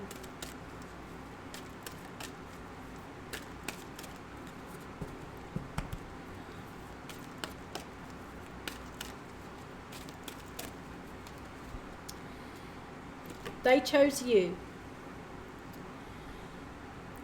You might not readily believe this, and it might even shock you a little. But there are those who chose this very lifetime, in a large part, knowing you would be there. Now that's what we call a reputation. Hugs. In other words, you are able to give a lot of support to other people, and they can support you. And when you confide in each other, you understand that you're both there to look out for each other, because you chose to be in this lifetime together. You chose to be in this situation together because you knew you would be able to help each other out just by being supportive and being there. And that may not mean you have to be there financially to support them, but just to actually be there and to let them know they have your love and support. And sometimes that is enough to help them see the sunshine and move on and get things sorted, knowing someone is there who cares for them and lets them know. Does that help?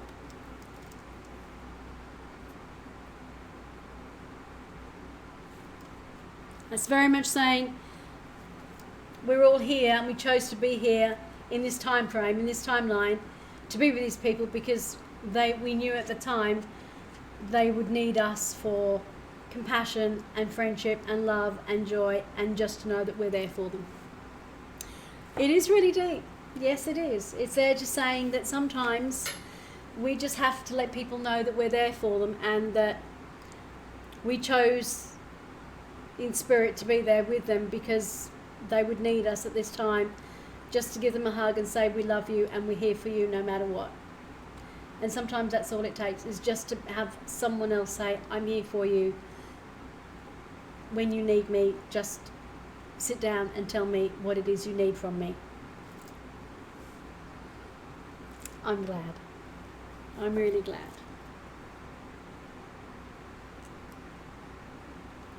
So let us see.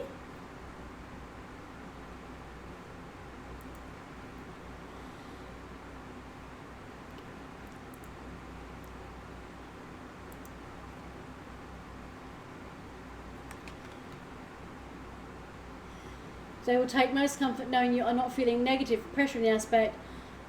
I would avoid weighing myself down. Absolutely. And that's kind of where the rest and that Hierophant, the faith card, comes in, is, and especially the child card, is it's not your situation to fix, it's theirs. But if you just let them know that you're there, you don't always have to weigh in, just letting them know that you're there for them. And not taking on responsibilities that aren't yours to take on. If they ask you to help, that's you taking up one wand, not taking on the 10.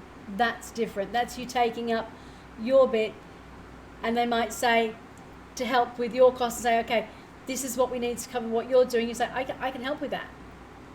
And that just helps. And it might be something very small.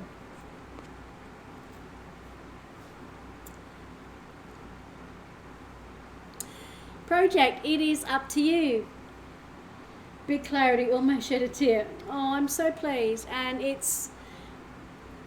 I love that Nali and the others put in here, because we have some people who really understand the cards, understand what it's like living in through these situations. And this is an interactive channel. When I have other tarot readers like Deb and Nali and Paga and all the others that come in here, I say, if you have an idea or something about the interpretation, then say so, because sometimes someone will say a phrase and it is enough to bring clarity to somebody else, because the way you phrase it is different to how I do. That universe card had your eye twitching too. I know, they're beautiful, those universe cards. And it's just, I think it never hurts any of us to be reminded that we chose to be here with the people that we're with, and telling them that we chose to be with them because we love them and we're here to share everything, and that we care for them. It is a shared process. It is. And I know since you kind of came in, Deb, we've grown quite a bit, but I've actually had some of the readers do a reading for me. I've pulled out the cards and they've done an interpretation, because what we're trying to do, and in our Discord, people are putting in their readings and their interpretations, and we have a lot going on, because this is a safe space, but I invite anybody who reads cards to actually weigh in on the interpretation and add their bit to it, because they might come up with an essence of something that is just spot on. I would like to know how my relationship with the universe is. Absolutely. Serenity deck? Yep, Spirit Song.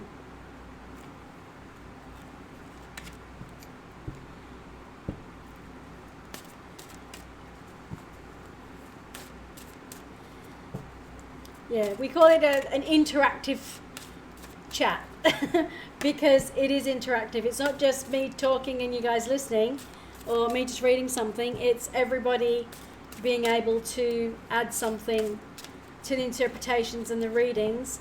And that's like having 4 or 5 different tarot readers give you an interpretation that add to it, which can add so many different layers and nuances to the reading. Your relationship with the universe.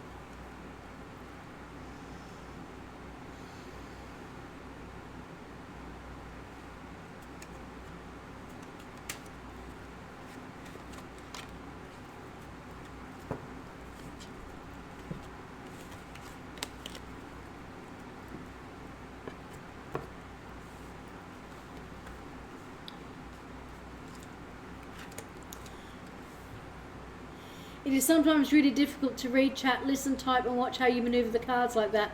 I blink and miss it. It's very much, I had the feeling I wanted to do the 5 cards and a shadow card. And as I did the shadow card, I then had a really strong feeling I needed to do the other 2, because I got the phrase mind, body, spirit. Your relationship to the universe isn't unifaceted.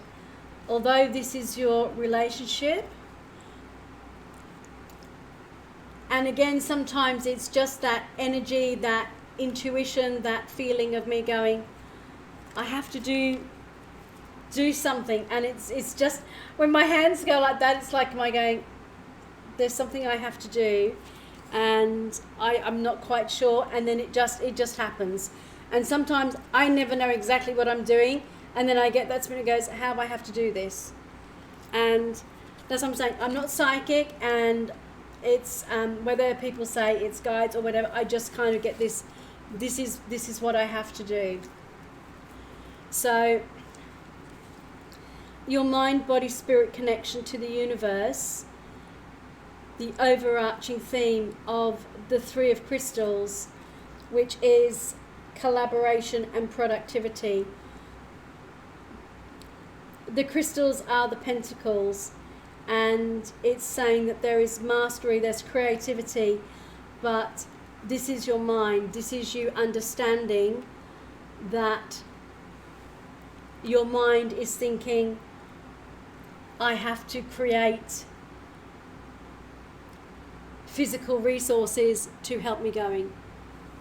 My original question was longer and encompassed mind, body and spirit and shadow. I was going to ask for soft, but I didn't want ideas in my head with that deck on how to read it, if that makes sense. Absolutely. Yeah. Isn't that funny? You're thinking mind, body, spirit, and that's exactly how I felt I had to read. And I was going through this going, I should be reading with a Thoth deck for this.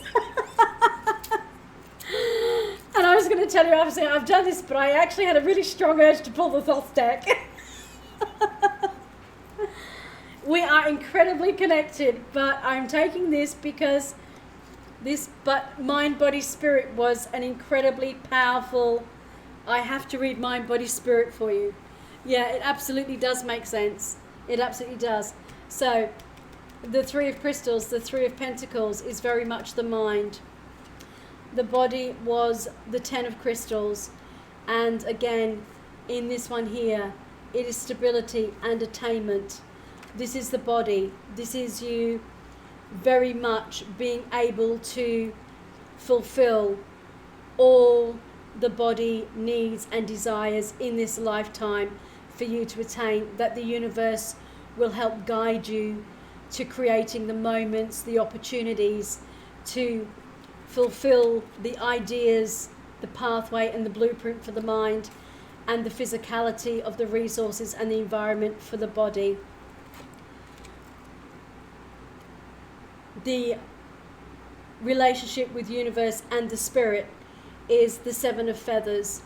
This is the thoughts, this is the ethereal part, and often the 7 is seen as the 5 being taken away, letting go of the 5 and focusing on the 2.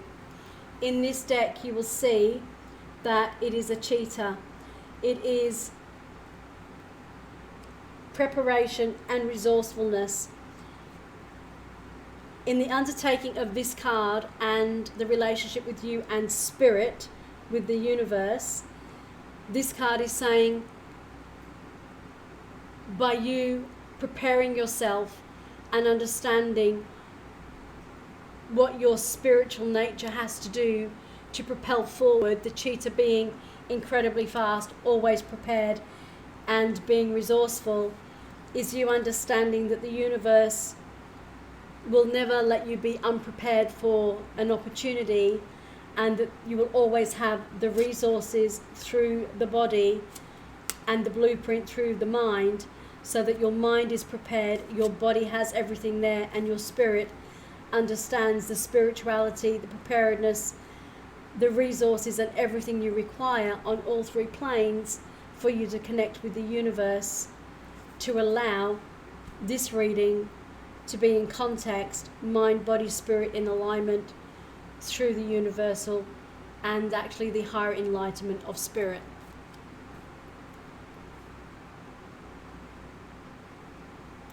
Yeah, about shadow work with the mind, body and spirit in relation to the universe, but it seems far much easier to just ask the way I did. That's telling you that your shadow work is inclusive of mind, body, spirit. That your shadow work will always have a facet of mind, body, spirit. That when you're working on a path in your shadow work, it is one aspect of your mind, your body and your spirit. And it isn't until you've done the shadow work on all those three aspects that you actually have that totality of the shadow work in one area, but it is those three facets that also have to be covered, if that makes sense.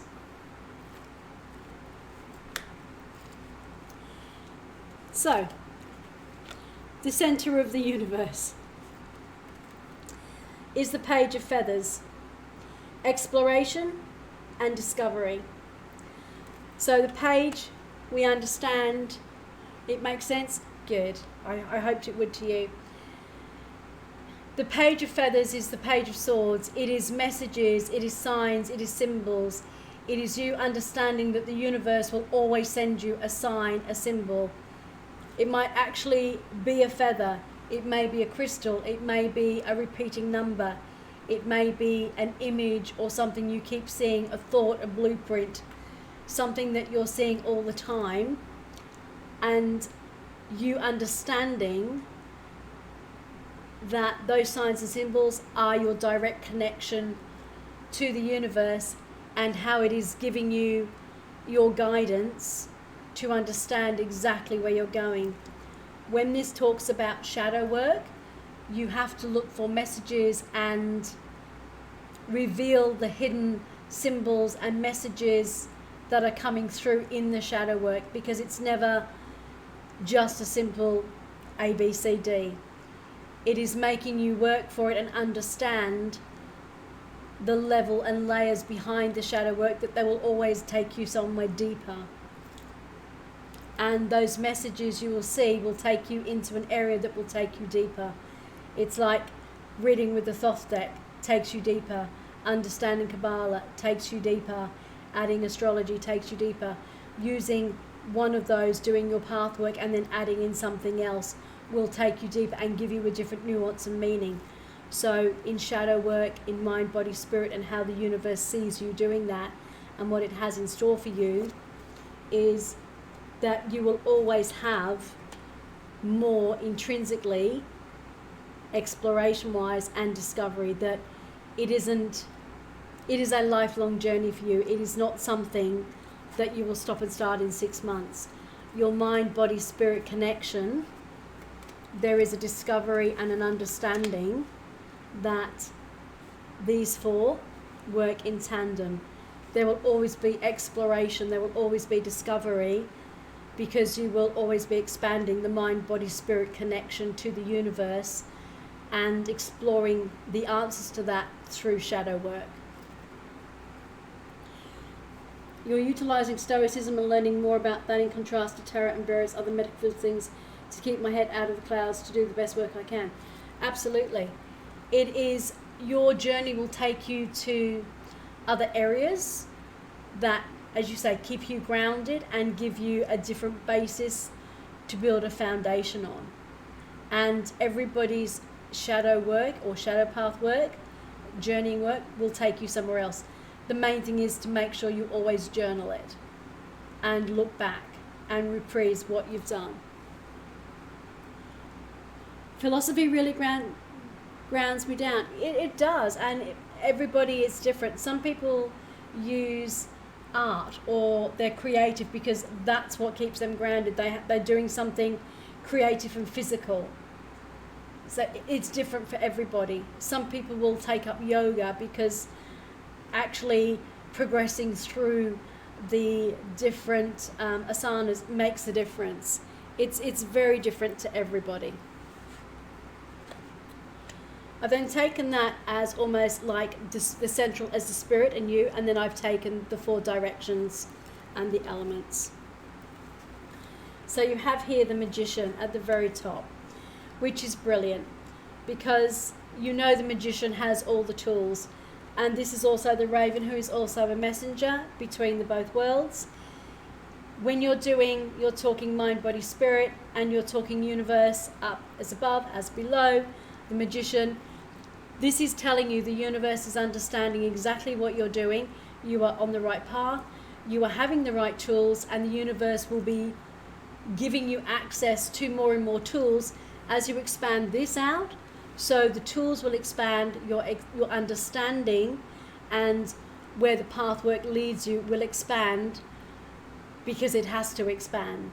That's the idea of the pathwork. It expands our consciousness, our subconsciousness, mind, body, spirit, the connection, what we know, what we feel, and how we look at things.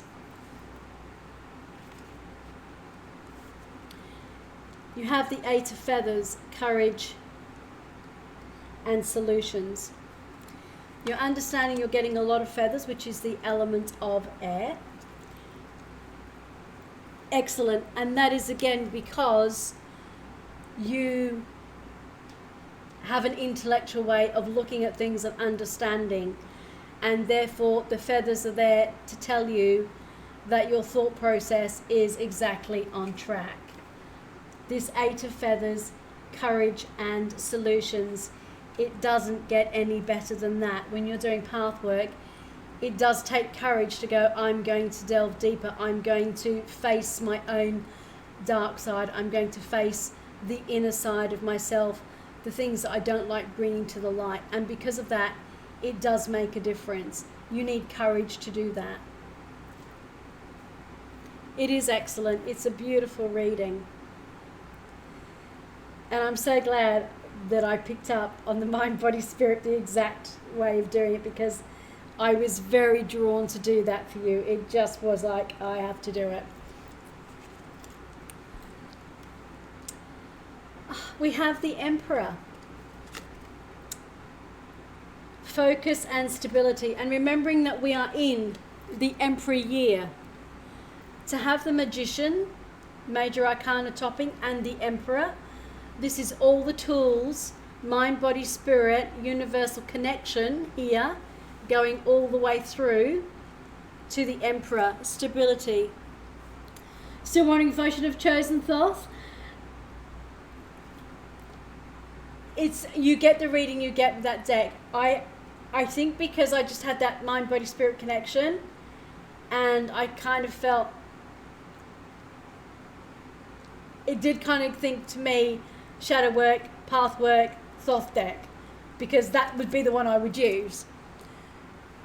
This deck is actually giving, again, its own interpretation, and I think it's a very powerful, strong interpretation. The spirit song is very much the universal spirit, and it's showing you in a very elemental way, which is another way of using the path work, is actually using the elements.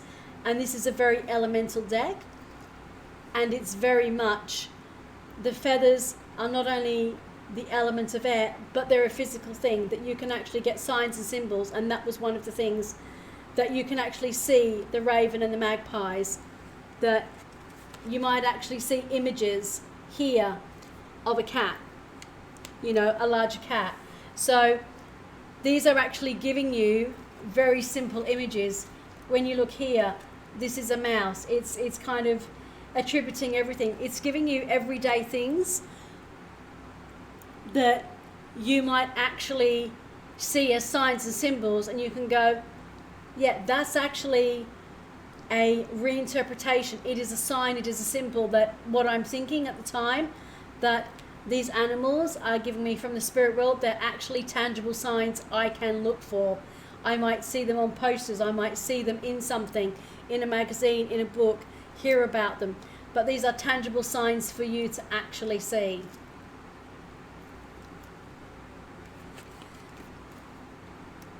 And again, you have the Ace of Feathers. It is incredibly that your north and south, your main directions, are major arcana, but you have 2 feathers.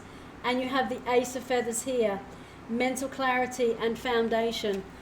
Hopping on top of the Emperor and the fact that it's a goat, it's very much saying new starts, leadership, new thoughts, new clarity of ideas, a new focus of an idea taking you in a very focused, strong direction, all linking here. And if we turn these around a different way, you would almost have the Rosicrucian cross. So you can have that coming all the way through. But if you extended that out, you would have the Rosicrucian cross, which is the very first element on the Thoth decks and all of Aleister Crowley's stuff. So there is actually Thoth symbolism coming through. There is spiritual symbolism coming through. There is the actuality of the animals that you can see. And the fact that the major arcana coming through are the Magician and the Emperor, the year of the Emperor, and that you have all the tools of the Magician. That all of these animals with the spirit sign, that there are ones that you could see in a very much a daily basis to give you those signs and symbols of what is coming through for you, that your shadow work, your mind, body, spirit, shadow work connection is very strong this year, what you should be working on, and the Ace will take you in a direction where, and it could very well be your philosophy, or that might take you to something else. And I have the word gnosis has just popped in, so it might be another area that it takes you into to understand gnosis and how that reacts to with things as well. It's just lots of things coming through for you in a very powerful, energetic, very strong way. And I do think that you using the Thoth deck this year for your path working is exactly the right deck for you to use. And I'm glad you're liking this. You know, I never know what type of reading I'm going to do until I start it. And that I will not just stick to any old plain spreads. I don't work like that. You've looked at that too. That very much came into me because I've looked at it, but it was just one of those. I get the feeling that it's something you might revisit when you've done a bit more philosophy.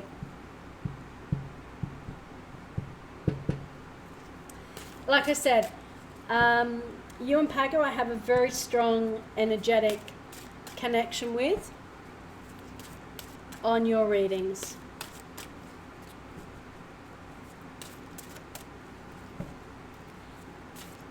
And for anybody watching, no, I've actually never met them. Apart from in channel. You're building your own way of learning and thinking, balancing what I learn and how I raise and lower my vibrations in relation to what I'm doing. Absolutely, and that is the only way to do that. And the shadow work will help you what is, as you say, by how you feel, and understanding and raising your vibration is very much, you know, whether you're on the right path or whether that's a path that's not right for you. Because we all have to take our own way of doing it. There is no one blueprint path for everyone to follow. The tree of life is there as a guideline with all the different things on there, and people can take as much or as little. They don't even have to use the tree of life to do shadow work. They can do it very differently. There's so many different ways. It's what works for you. Many people do use the tree of life in Kabbalah, but not everybody. You just do it any way you like, and it's what works for you. Some things don't complement each other, but you avoid that to avoid burnout. Yeah, absolutely. It's everybody comes to their own realization of what works for them and what doesn't, and what they want to add and not. And sometimes you have to do a whole plethora of different things and see and try them out and go, yep, and then you can go, no, I don't need that, and then leave yourself with a core of what you do. And that's why every reader is very different, and that's why everybody does their shadow work differently and interprets differently, because Some things complement what we do and how we feel and think and what resonates with us, and other things don't, because we are all unique. And I like to say that we are spiritual beings having a human experience, and we all do that differently. Your last card. Do you want a bonus oracle or a universe, chakra or Wicca? You're very welcome. I have this amazing image in my mind of a blueprint paper that people draw architecture and plans on. Oracle, shaman, animal, crystal.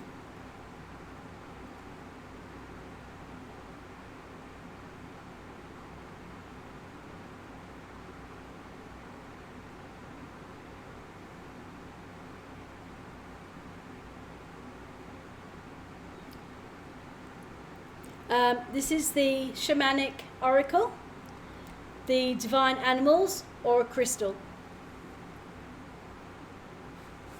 This is the mystical shaman oracle. It normally has a big box, but I put the little one on. Divine animal, yeah.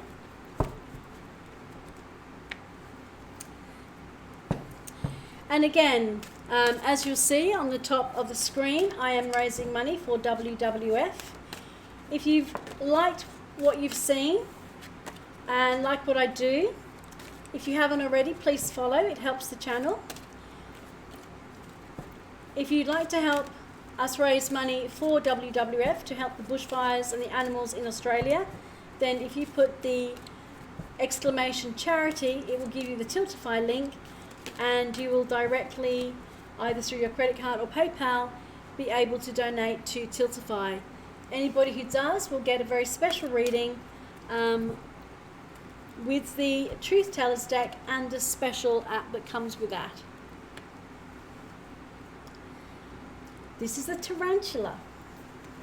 It's a different one for you.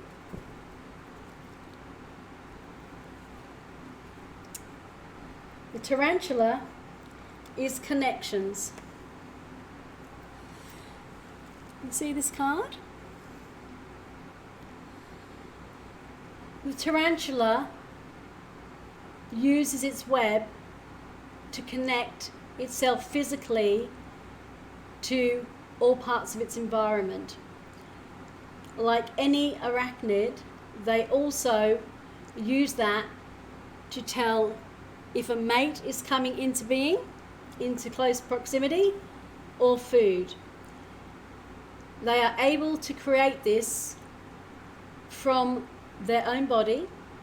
So that connection is a very physical, spiritual, total embodiment of the spirit of the tarantula, because it comes from within and is going out, like our connections to our environment and to the people we connect to, that network. This connection for the tarantula is the same. It's understanding that when we give of ourselves out to our environment, out to the people we connect with, and in that connection, that networking, we have people and things here that we enjoy, people we don't. We learn from those connections which ones we want to keep, which ones we want to be rid of. We know to repair our connections. We know not to let bridges be burnt. We know to repair anything that may not be going quite right or awry. And if something then becomes too degraded, we know we can rebuild and restart again. We have renewal. We have the ability to have a fresh start.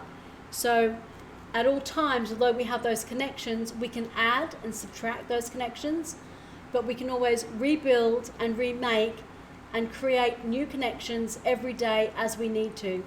Regardless of what happens to those connections, we're the one in control of the connections we keep, we lose, and how far we want to take those connections and how close we want to keep them. The World Wide Web, absolutely. With a very big tarantula. And tarantulas are a whole lot more gentle than people realise. But it is that true, it is connections. And coming from your mind, body, spirit, shadow work, divine connections to the universe, that's an incredibly good card for you.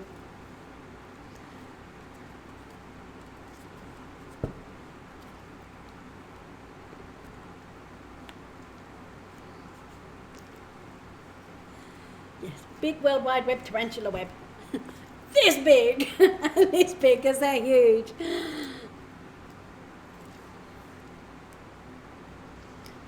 I was offered to hold one when I was young. I think the owner was afraid I might drop it and panic it. It wouldn't be the same with it today. You're very welcome. I actually have held one. I was very fortunate that when I was doing my degree at ANU, one of our professors was a professor in arachnology, and he was incredible.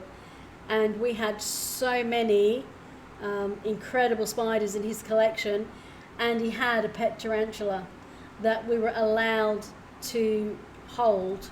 Hello. Talking about spiders, and you come to visit? No, there's no spiders up here for you to catch. This is Ollie. I know you guys have seen Roxy. Ollie all of a sudden has decided I have to watch him because he's so big. He totally wipes out the camera and the microphone because he just goes barreling through. Hello, darling. Hello. Yeah. You gonna say hello? Hello. Look. Look. There's the camera there. Look. Look. Yeah. If I put the chair out, will you sit in the chair like your sister does? There you go. No, you can't go through that way. Down this way. No, no, no, because there goes the camera. Thank you. Yeah, I'm sorry if you're getting the shakes.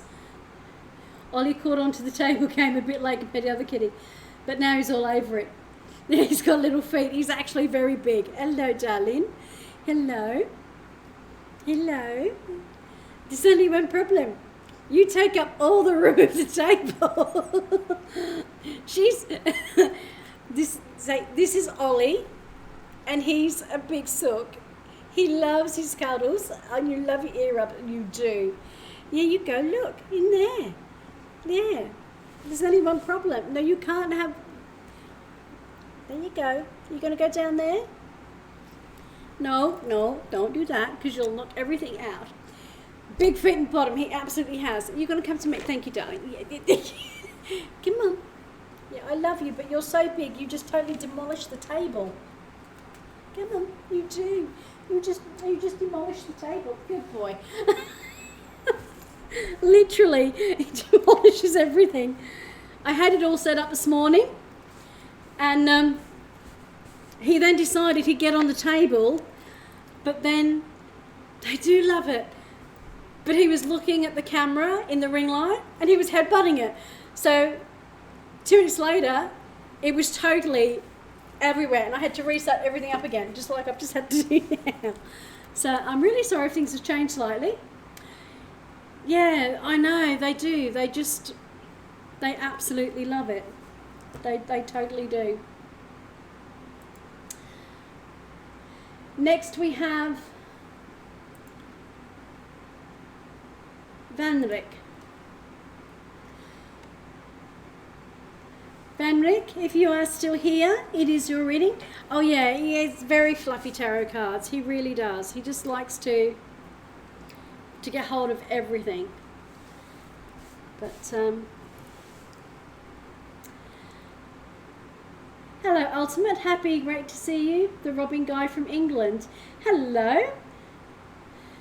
Hello, hello, hello. Welcome, welcome. Hello, Vanrik.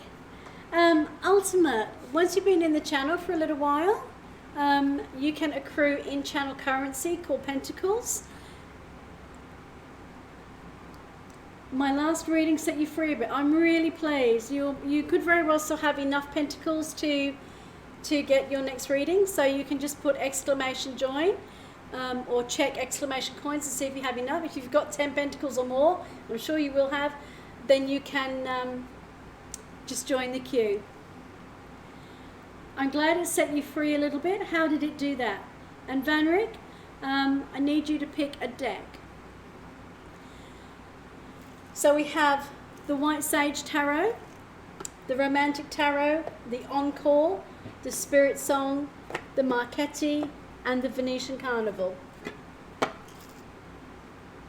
You'll catch everyone next time. Take care. Thanks. Thank you, Nali. Really appreciate that. Thank you for letting me read for you. And our little chat earlier on. Always very, very welcoming. I appreciate that, and I will catch up with you next time. Take care. Have a safe one.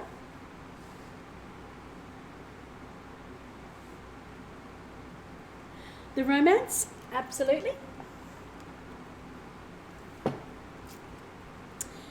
Now, Van, you have 3 choices. You can have a general reading, you can have a specific question,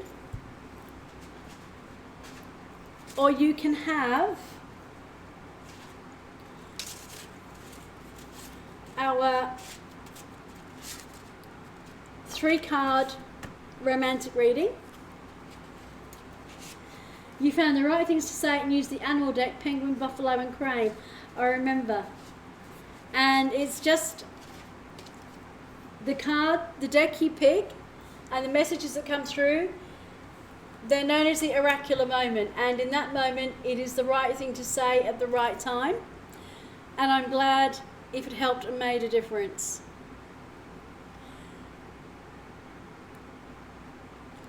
I'm really glad.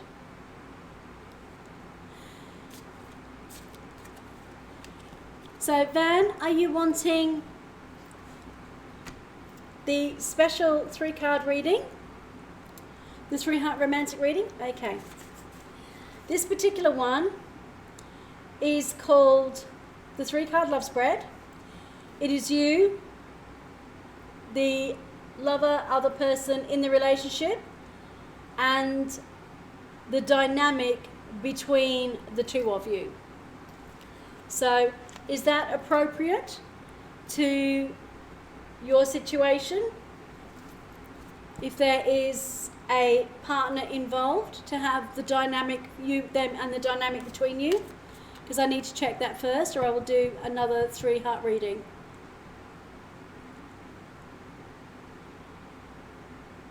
Because if it's more that it's a reading for you and there is no one else involved, then doing the dynamic between someone who's not actually there won't work.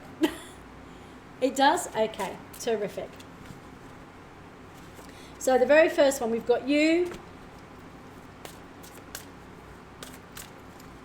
And what we'll do.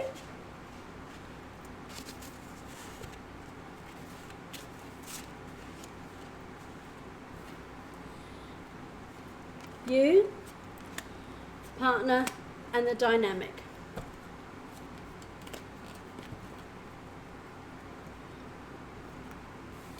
I'm also going to bring out an underlying shadow card, because in most relationships there is an underlying shadow card, except your underlying shadow card is actually the lover's card. So if your shadow card is the lover's card for a romantic reading, things are looking very, very good. Because your shadow card is the 6. This is the couple in Venice. Have to love and leave you now. Thanks for the great reading. Catch up very soon. You're very welcome, Deb, and I'm so sorry that the cards told you not to go to your chronic pain meeting today.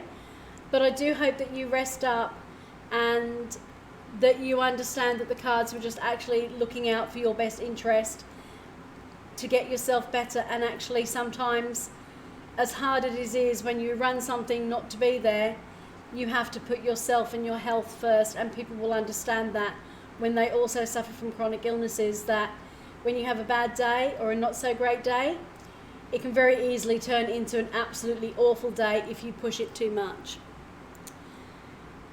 It was the best decision as I feel quite rough.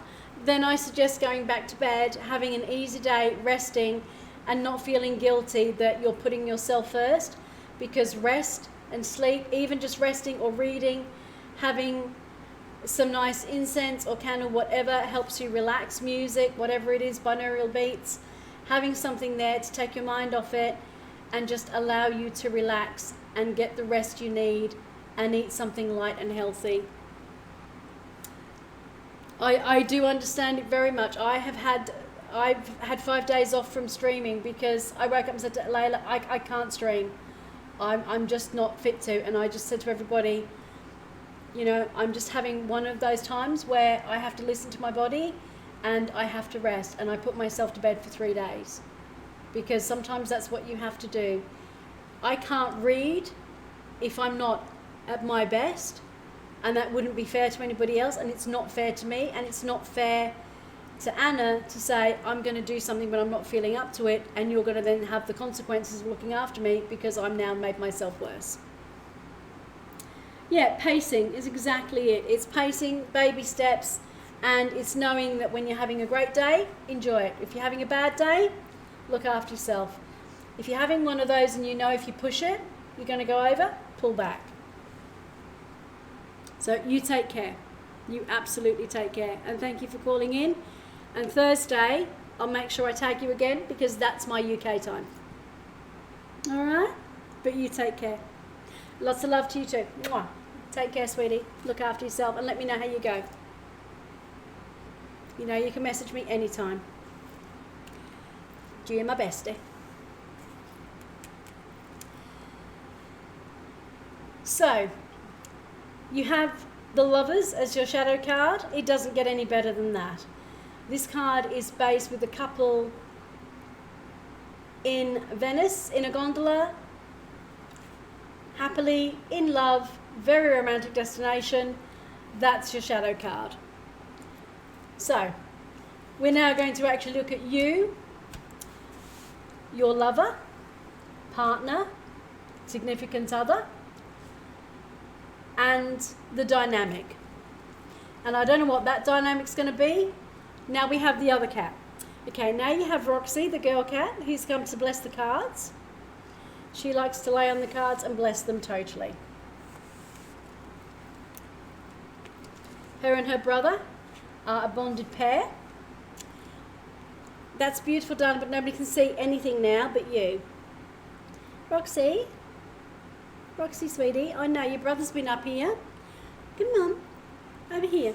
Come on, come to me. Yeah, come to me. Good girl. I need you over this way. This is a cat. This is Roxy. She's actually half the size of her brother, but she knows how to take up a lot of room. Come on, sweetie. Come on. Come on. Good girl. You go around that way. Good girl. Good girl. You love cats. She often and has been known, when I've been doing cards, to sit down and actually tap the cards I need to read. And I've been fanning out cards, and she's been very insistent and picked the cards. And I've been talking about a card, she's come up and she's tapped it as if to say, no, this one's really important, say it again. No, it's really important, say it again. And she won't stop till I do that. You have 6. We foster 2, and they're both up for adoption. So what I do is we foster them so we can find them forever homes, which I think is really a nice thing to do. But yes, they are lovely, and do take over the tarot table at all times, and the crystals. And they both sleep here and love the decks and the crystals. So we've done your shadow card. We know what that one is. Now let's look at you and see the card for you. This is lovely. This is the Page of Cups and, the Knight of Cups. No, it is the page, yeah, no. So I've got my other glasses on, I had to just read that, the light's catching it. It is the Page of Cups. The Page of Cups can be... No, that's a knife smart kitty. Absolutely. Yeah. Yeah, absolutely. Absolutely. This one is one of the court cards. Cups is for feelings, emotions, and very appropriate for a romantic reading. So I'm going to say that this is probably the significator for you. And the page is all about messages and talking about a new love, a new relationship, new beginnings, and new messages. So this can often mean that there is a relationship that's just started or in the earlier phases. It could well be that there's lots of messages coming through, new messages about the next phase of taking it to the next level. So the page is often someone who's in the very early throes or the early stages of a romantic relationship, where it can be very, very intense and loving and take up every thought at every waking moment. And then it kind of gets a little bit more into the relationship and longer term, and then you go on to the night and taking it to the next level. And this might be where the page messages is going, this is great, this is new, are we at that time to then maybe take it on to the next stage? Or that you're still very much in the early throes with the page and not quite ready to go the next phase, but we'll see what comes up. But it's very much, this is you with the Lovers there. So that is really lovely that it's very much, you have the Lovers here and you have the page, one of the royal cards and the court cards of the love suit as well.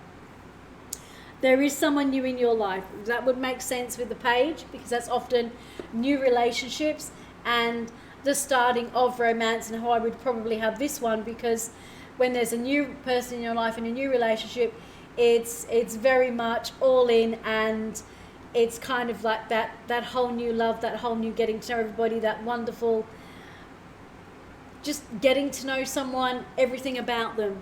So it really, those two cards really make sense in how that's going. This is very new, but there is a really, really strong connection with the Lovers card as the shadow card. That's a very powerful shadow card. The other person.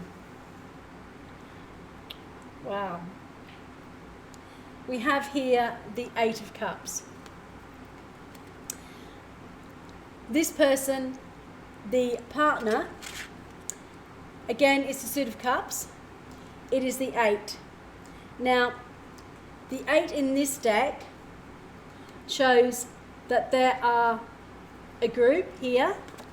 There are 2 women and a gentleman. In the Rider-Waite, the 8 is person feels they've got something missing in their life and they're looking for something else. They've gone out looking and they've kind of turned their back on what they had, because although it was good, it wasn't enough. This being a new relationship for you, this the 8 of Cups, this person has had some other relationships before that were quite intense, and I get the feeling that it wasn't exactly what they were looking for, that there was someone else who insinuated themselves into a previous relationship, and what they're doing now in a new relationship with you is they are very hard trying to put all that behind them and start fresh, hoping that it will allow them to realize that that previous relationship was not what they wanted, that it showed them exactly what they didn't want. What they do want, they know exactly what they're after with you in a new relationship, that they've walked away from something that wasn't good for them in one way or another, and they're now starting afresh and getting past that happened. And I don't know how much you know about past or whatever, but that's what's coming up here, is that there was something not really great in that they felt they could do better, and they walked away to find a new relationship, which they have now with you. Does that make sense to you? Because you would know this person with that card.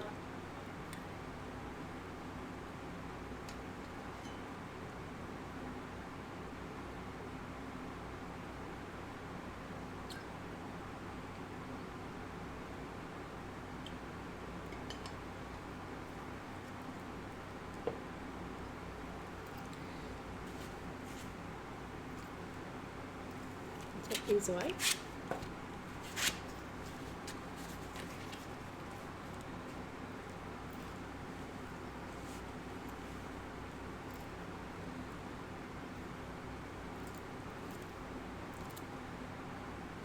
Oh, you're still with your ex and wanting to move on. Okay. That's where that one's coming in then. Because although that says you, what this has picked up on is the two sides of you. This has picked up on what you're in now, and it actually what is in your heart and mind, that you actually want someone new. The other person's wife passed away. Okay. That's why it's come up like that. This is you wanting to move on. This is you wanting the new one, and that's how that's happened. Okay, that makes sense. Because this underlying one here is really powerful between the two of you. That there is a real strong connection between the two of you. And I can see that this new relationship is really exactly what you're after. And that I understand then that that's why that's happened. That makes sense. That makes sense. Because you want to move on. They've had that happen. That third person, their partner, has gone, leaving the way for you to have the new start with them and bring this about. That makes sense. Yeah, when the Lovers came up as your shadow card, that tells me you have a really, really strong connection. But this is very much a new love, and this was someone walking away or leaving something that didn't work. But obviously, if they've had someone pass away, that's someone leaving the relationship. The dynamic between you two. Let's see the dynamic. The dynamic is lovely. The dynamic is the Nine of Pentacles. This is the card of the real world, the physical, tangible, physical resources, money, time, energy, the furniture in a home, setting up a home, building a future. The Nine of Pentacles is just one below the 10 where you have everything. The 9 is we have the home, we have each other, we have the environment we want, the relationship we want, we have the social circle, we have all of those things that make up a wonderful life. And you have here, you can see the two are walking around, they're in the city, they're very much together, they're in open places, they're out in the public, they're able to be open about their relationship, how much they love each other, that they're out shopping, they're doing things together, they're living the everyday life together, very much in love, very much grounded in an everyday situation, understanding that they're together every day, making a home, making a family, making and creating a future. That's the dynamic between you. And with the Lovers card and that dynamic, the new relationship here and the fact that your partners they're now on their own, and that there is now the ability for you to move on and be with this person that you have a very strong connection with, and that there is a very, very good future with.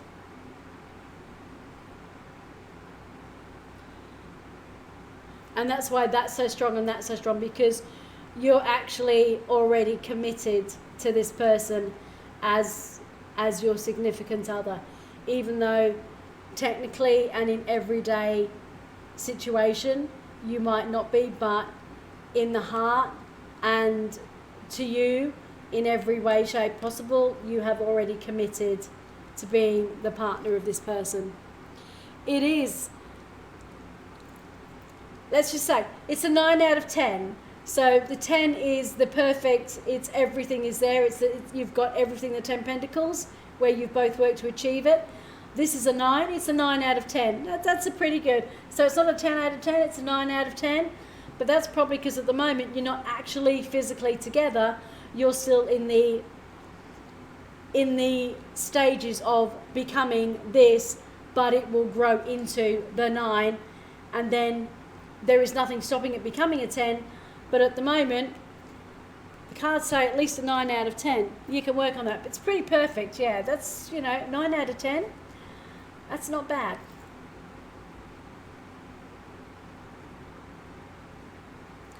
It's definitely, the cards are saying, a very strong connection, really good together. You've already, from these cards, committed. It's a new relationship to you, but you're very committed, very strong with the two of you.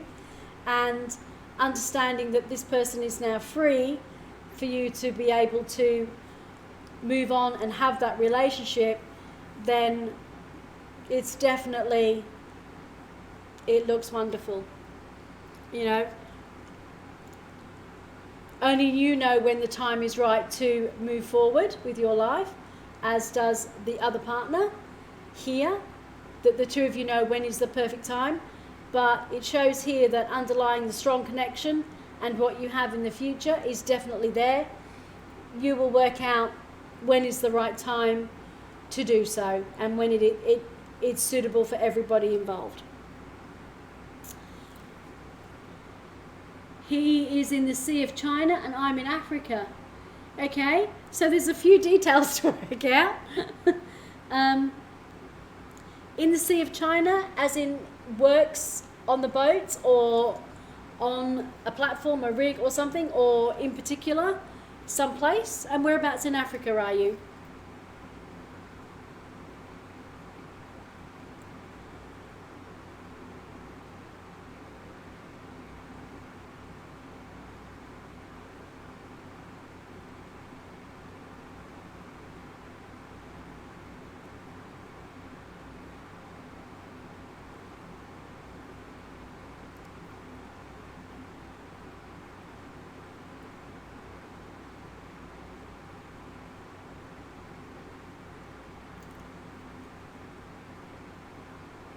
No, it's working on a platform, I thought so. It's always difficult when there's a geographical distance, and also him working on a platform, they have very strict rotations of when they can get off and how much time they've got. So that makes a difference. You're in South Africa. I just asked because I was born in West Africa. I was born in Freetown, Sierra Leone. So when someone says they're from Africa, I just always wonder where they're from. I've had some that are close. I haven't met anyone from my hometown yet. So I'm going to give you one of the bonus cards.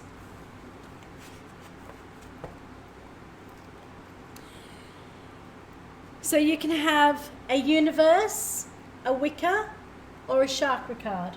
Which would you like?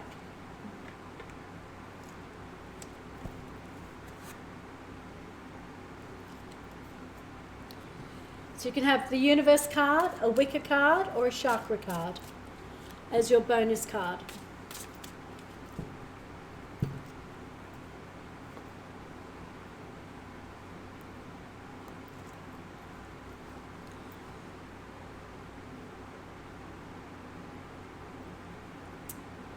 I'm very glad it confirms what you feel. The cards were very, very strong. The Lovers especially is a very, very strong shadow card to have. Very strong indeed. Chakra card.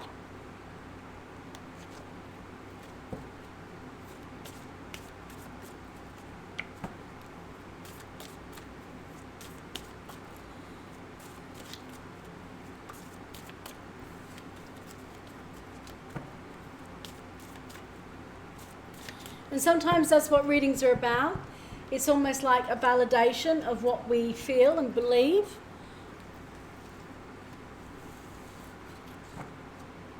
Sometimes it is giving us new information, other times it's just validating and giving us that, yes, the universe understands, and it's giving you a sign to say that it's validating how you're feeling and the path you're choosing.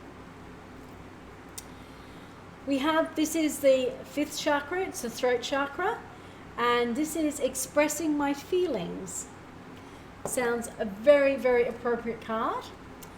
It says, I allow my emotions to be fully experienced. It's a very powerful first sentence. I allow my feelings to be fully experienced. I acknowledge feelings of grief, anger, or fear and I make a conscious effort to express my emotions or resolve them within myself so that I can move forward freely. The first paragraph is totally giving you an understanding by mirroring back probably everything you're feeling. I acknowledge feelings of grief, anger, or fear, and I make a conscious effort to express my emotions or resolve them within myself so that I can move forward freely. I let the unconditional love experienced in my heart be expressed through my voice and my creativity. I let those close to me know how much I love them and how much I care for them. I forgive all those who have done me wrong in the past, as well as forgiving myself. That's powerful. I forgive all those who have wronged me and I have done wrong in the past, as well as forgiving myself, as I could not have responded in a more evolved way than I was able to at the time. That is incredibly powerful for someone who is in a relationship, getting to the point where they want to move on, to start a new relationship with someone else. Because it doesn't mean to say we still don't care and love for the person we are moving on from. They may still have a place in our heart always, even though we're moving on. And it doesn't stop us from forgiving them for hurting us, and for ourselves if we've hurt them, or others, and if we've hurt ourselves in the process. And understanding and sharing our feelings and emotions. Because when we've done that and forgiven and let go and explained how we feel, that's when we can move forward. This is a powerful, powerful card for you. You're shaking.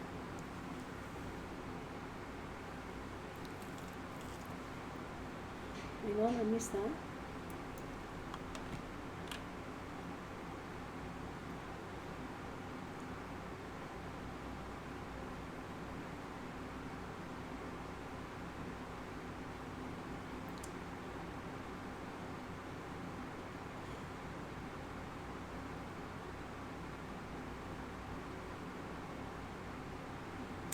Absolutely, yeah.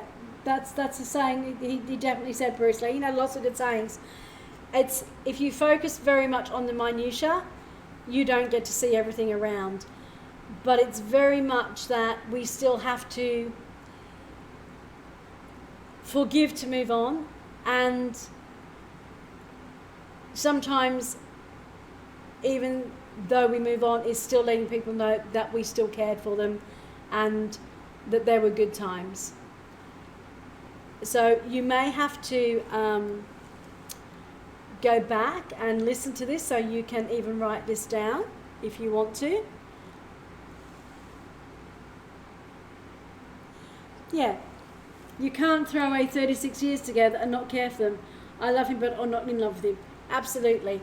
And that's very much, it's that sometimes we've grown and moved on, but that doesn't stop you from caring and loving them and them having a place in your heart. And it can still be tough to move on, even though it's the right thing to do when you've shared that much of your life with somebody.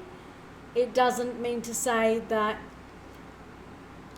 you don't like them anymore. It's just that your lives have taken a divergent path, but there is still a lot of history and memories and sharing and caring and maybe bringing up a family and going through your own trials and tribulations you've overcome. There is a lot of history there, and a lot of that will have shaped you to being the person you are today because of that. So it's very much acknowledging those things and being able to set them down to then be able to move forward freely and openly with an open heart, and have being able to voice that communication. Because when we stifle and close down our communication, our throat chakra of getting that out, we then push it down and we never get to say those things, and that's when we build up regrets. So it's very powerful, and it can be hard to move on. It can be scary to move on. It's you know what you have now, and you don't know what is going to be the other one. The cards are very much a snapshot in time, and that's why people come back and have a similar reading, because they want to see how it's evolving as things change and circumstances change, because life is never constant. The only constant in the world is change. It's change in how we grow, how we evolve, where we're living, what we're doing, and every action we take changes the scenario and takes it to another level, another stage. And if you're not ready to move on, then you will know the time if and when to do so. And that's something only you can work out for yourself, because you know when the time is right, when the things that need to be done and things that need to be said. Between who you're with now and after 36 years, there's probably a lot of things to say and do and talk about before you move on.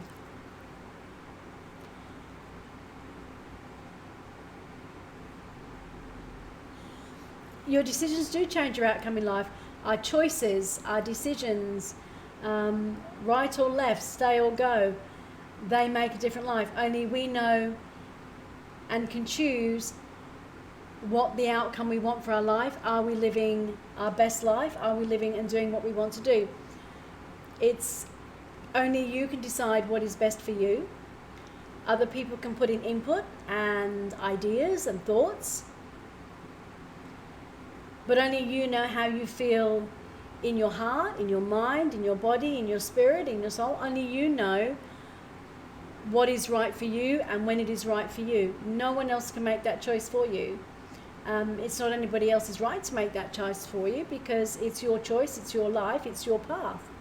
And only you know when you have to change course and take a divergent path, or stay on the same path for a little bit longer. You can go to 1,000 readers or 1,000 friends and get input from all of them, and it doesn't matter what they do or say, because the choice is yours ultimately. The decision is yours, and only you can decide whether to stay or go, whether your current partner persuades you to stay or your future partner helps persuade you to leave. It doesn't matter what they say, the choice is still yours, because it's your life and your path, and you're the one that has to live it.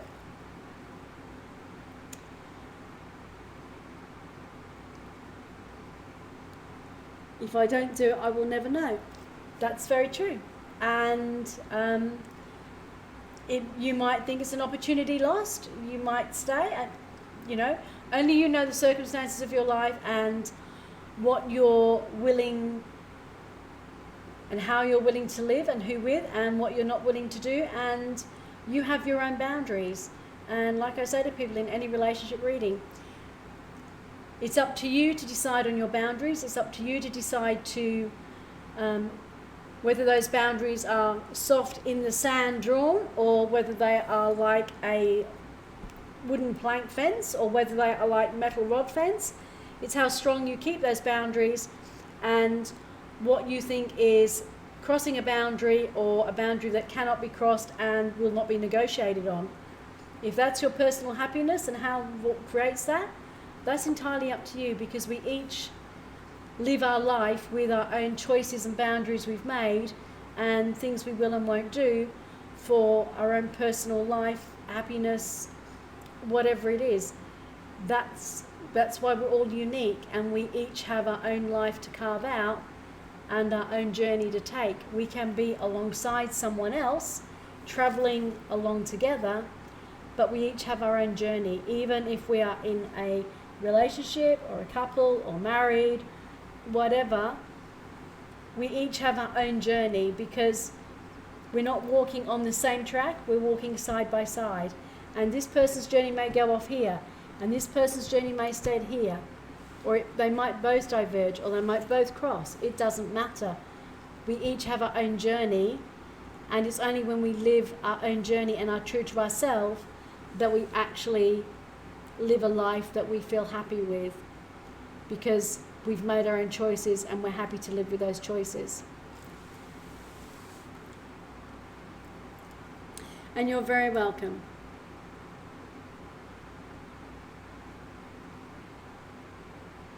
Yeah, I always advocate to people, it's not my job or my role to tell you what to do.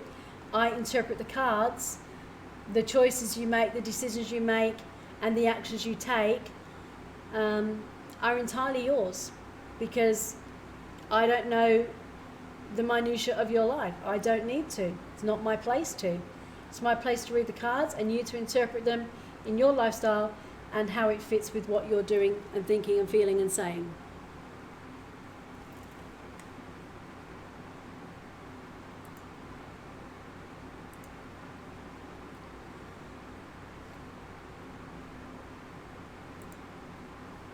Okay, now we've actually come to the end of our reading queue, because Deb has already been done and had to leave the channel.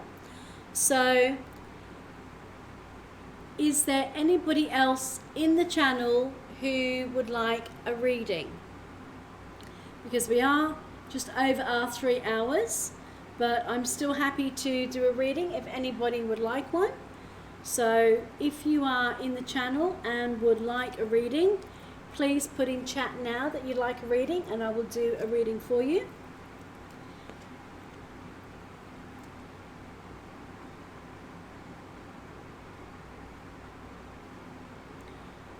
Or is there anybody else who has any other questions or something they would like to ask if they don't want a reading?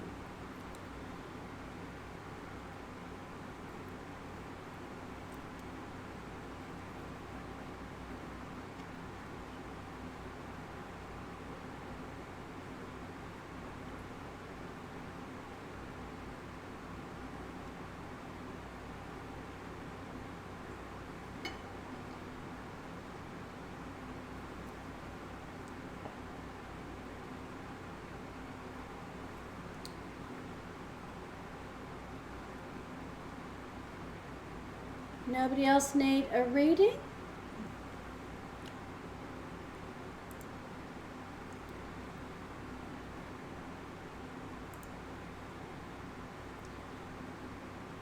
That's fine. I said I don't like to finish the stream unless I'm absolutely sure that everybody who's in the channel who wanted a reading has had a reading. So nobody wants a reading. Nobody has any other questions or anything they need to ask me or would like to ask, or in that case, we may well finish the stream, and I'd like to thank everybody who came in tonight and actually allowed me to give them a reading. For those who followed, thank you so much. I really, really appreciate that. Stick it up here. Thank you, Horse Lover. Kisses, hugs, kisses, hugs, kisses, hugs. And Van Rick, thank you very much to you for following. It really helps the channel. If you also press the bell, it allows notifications to be turned on so you know when I go live and you don't miss when I go live, because I do 3 times a week at 3 different time zones, because my time zones are geared for cross-international time zones. So that's why I read at different times, to catch as many different geographical time zones as I can. Also, if you have Twitter, if you go down below into the panels and press the Twitter panel header, it will take you over to my Twitter page, because I also do a final I'm going live tweet out. And if you have followed and would like to follow me on Twitter, you will get that. And I ask, the way to help the channel is if you would retweet. It allows me to get to a greater expanse of audience and different time zones and pick up more people. So thank you very much for joining me tonight. Thank you very much for our very first of our relationship readings for February. And good night, God bless, or good morning, good afternoon, wherever you may be. I hope you have a great day, great night. Enjoy yourself and keep safe, keep well. And I hope to see you all again either on Thursday or Saturday, or whenever you can make it back in the channel. You're always appreciated, you're always welcome. And thank you so much for joining me tonight. So take care. I am now going to end the stream and wish you all well. Good night. Thank you.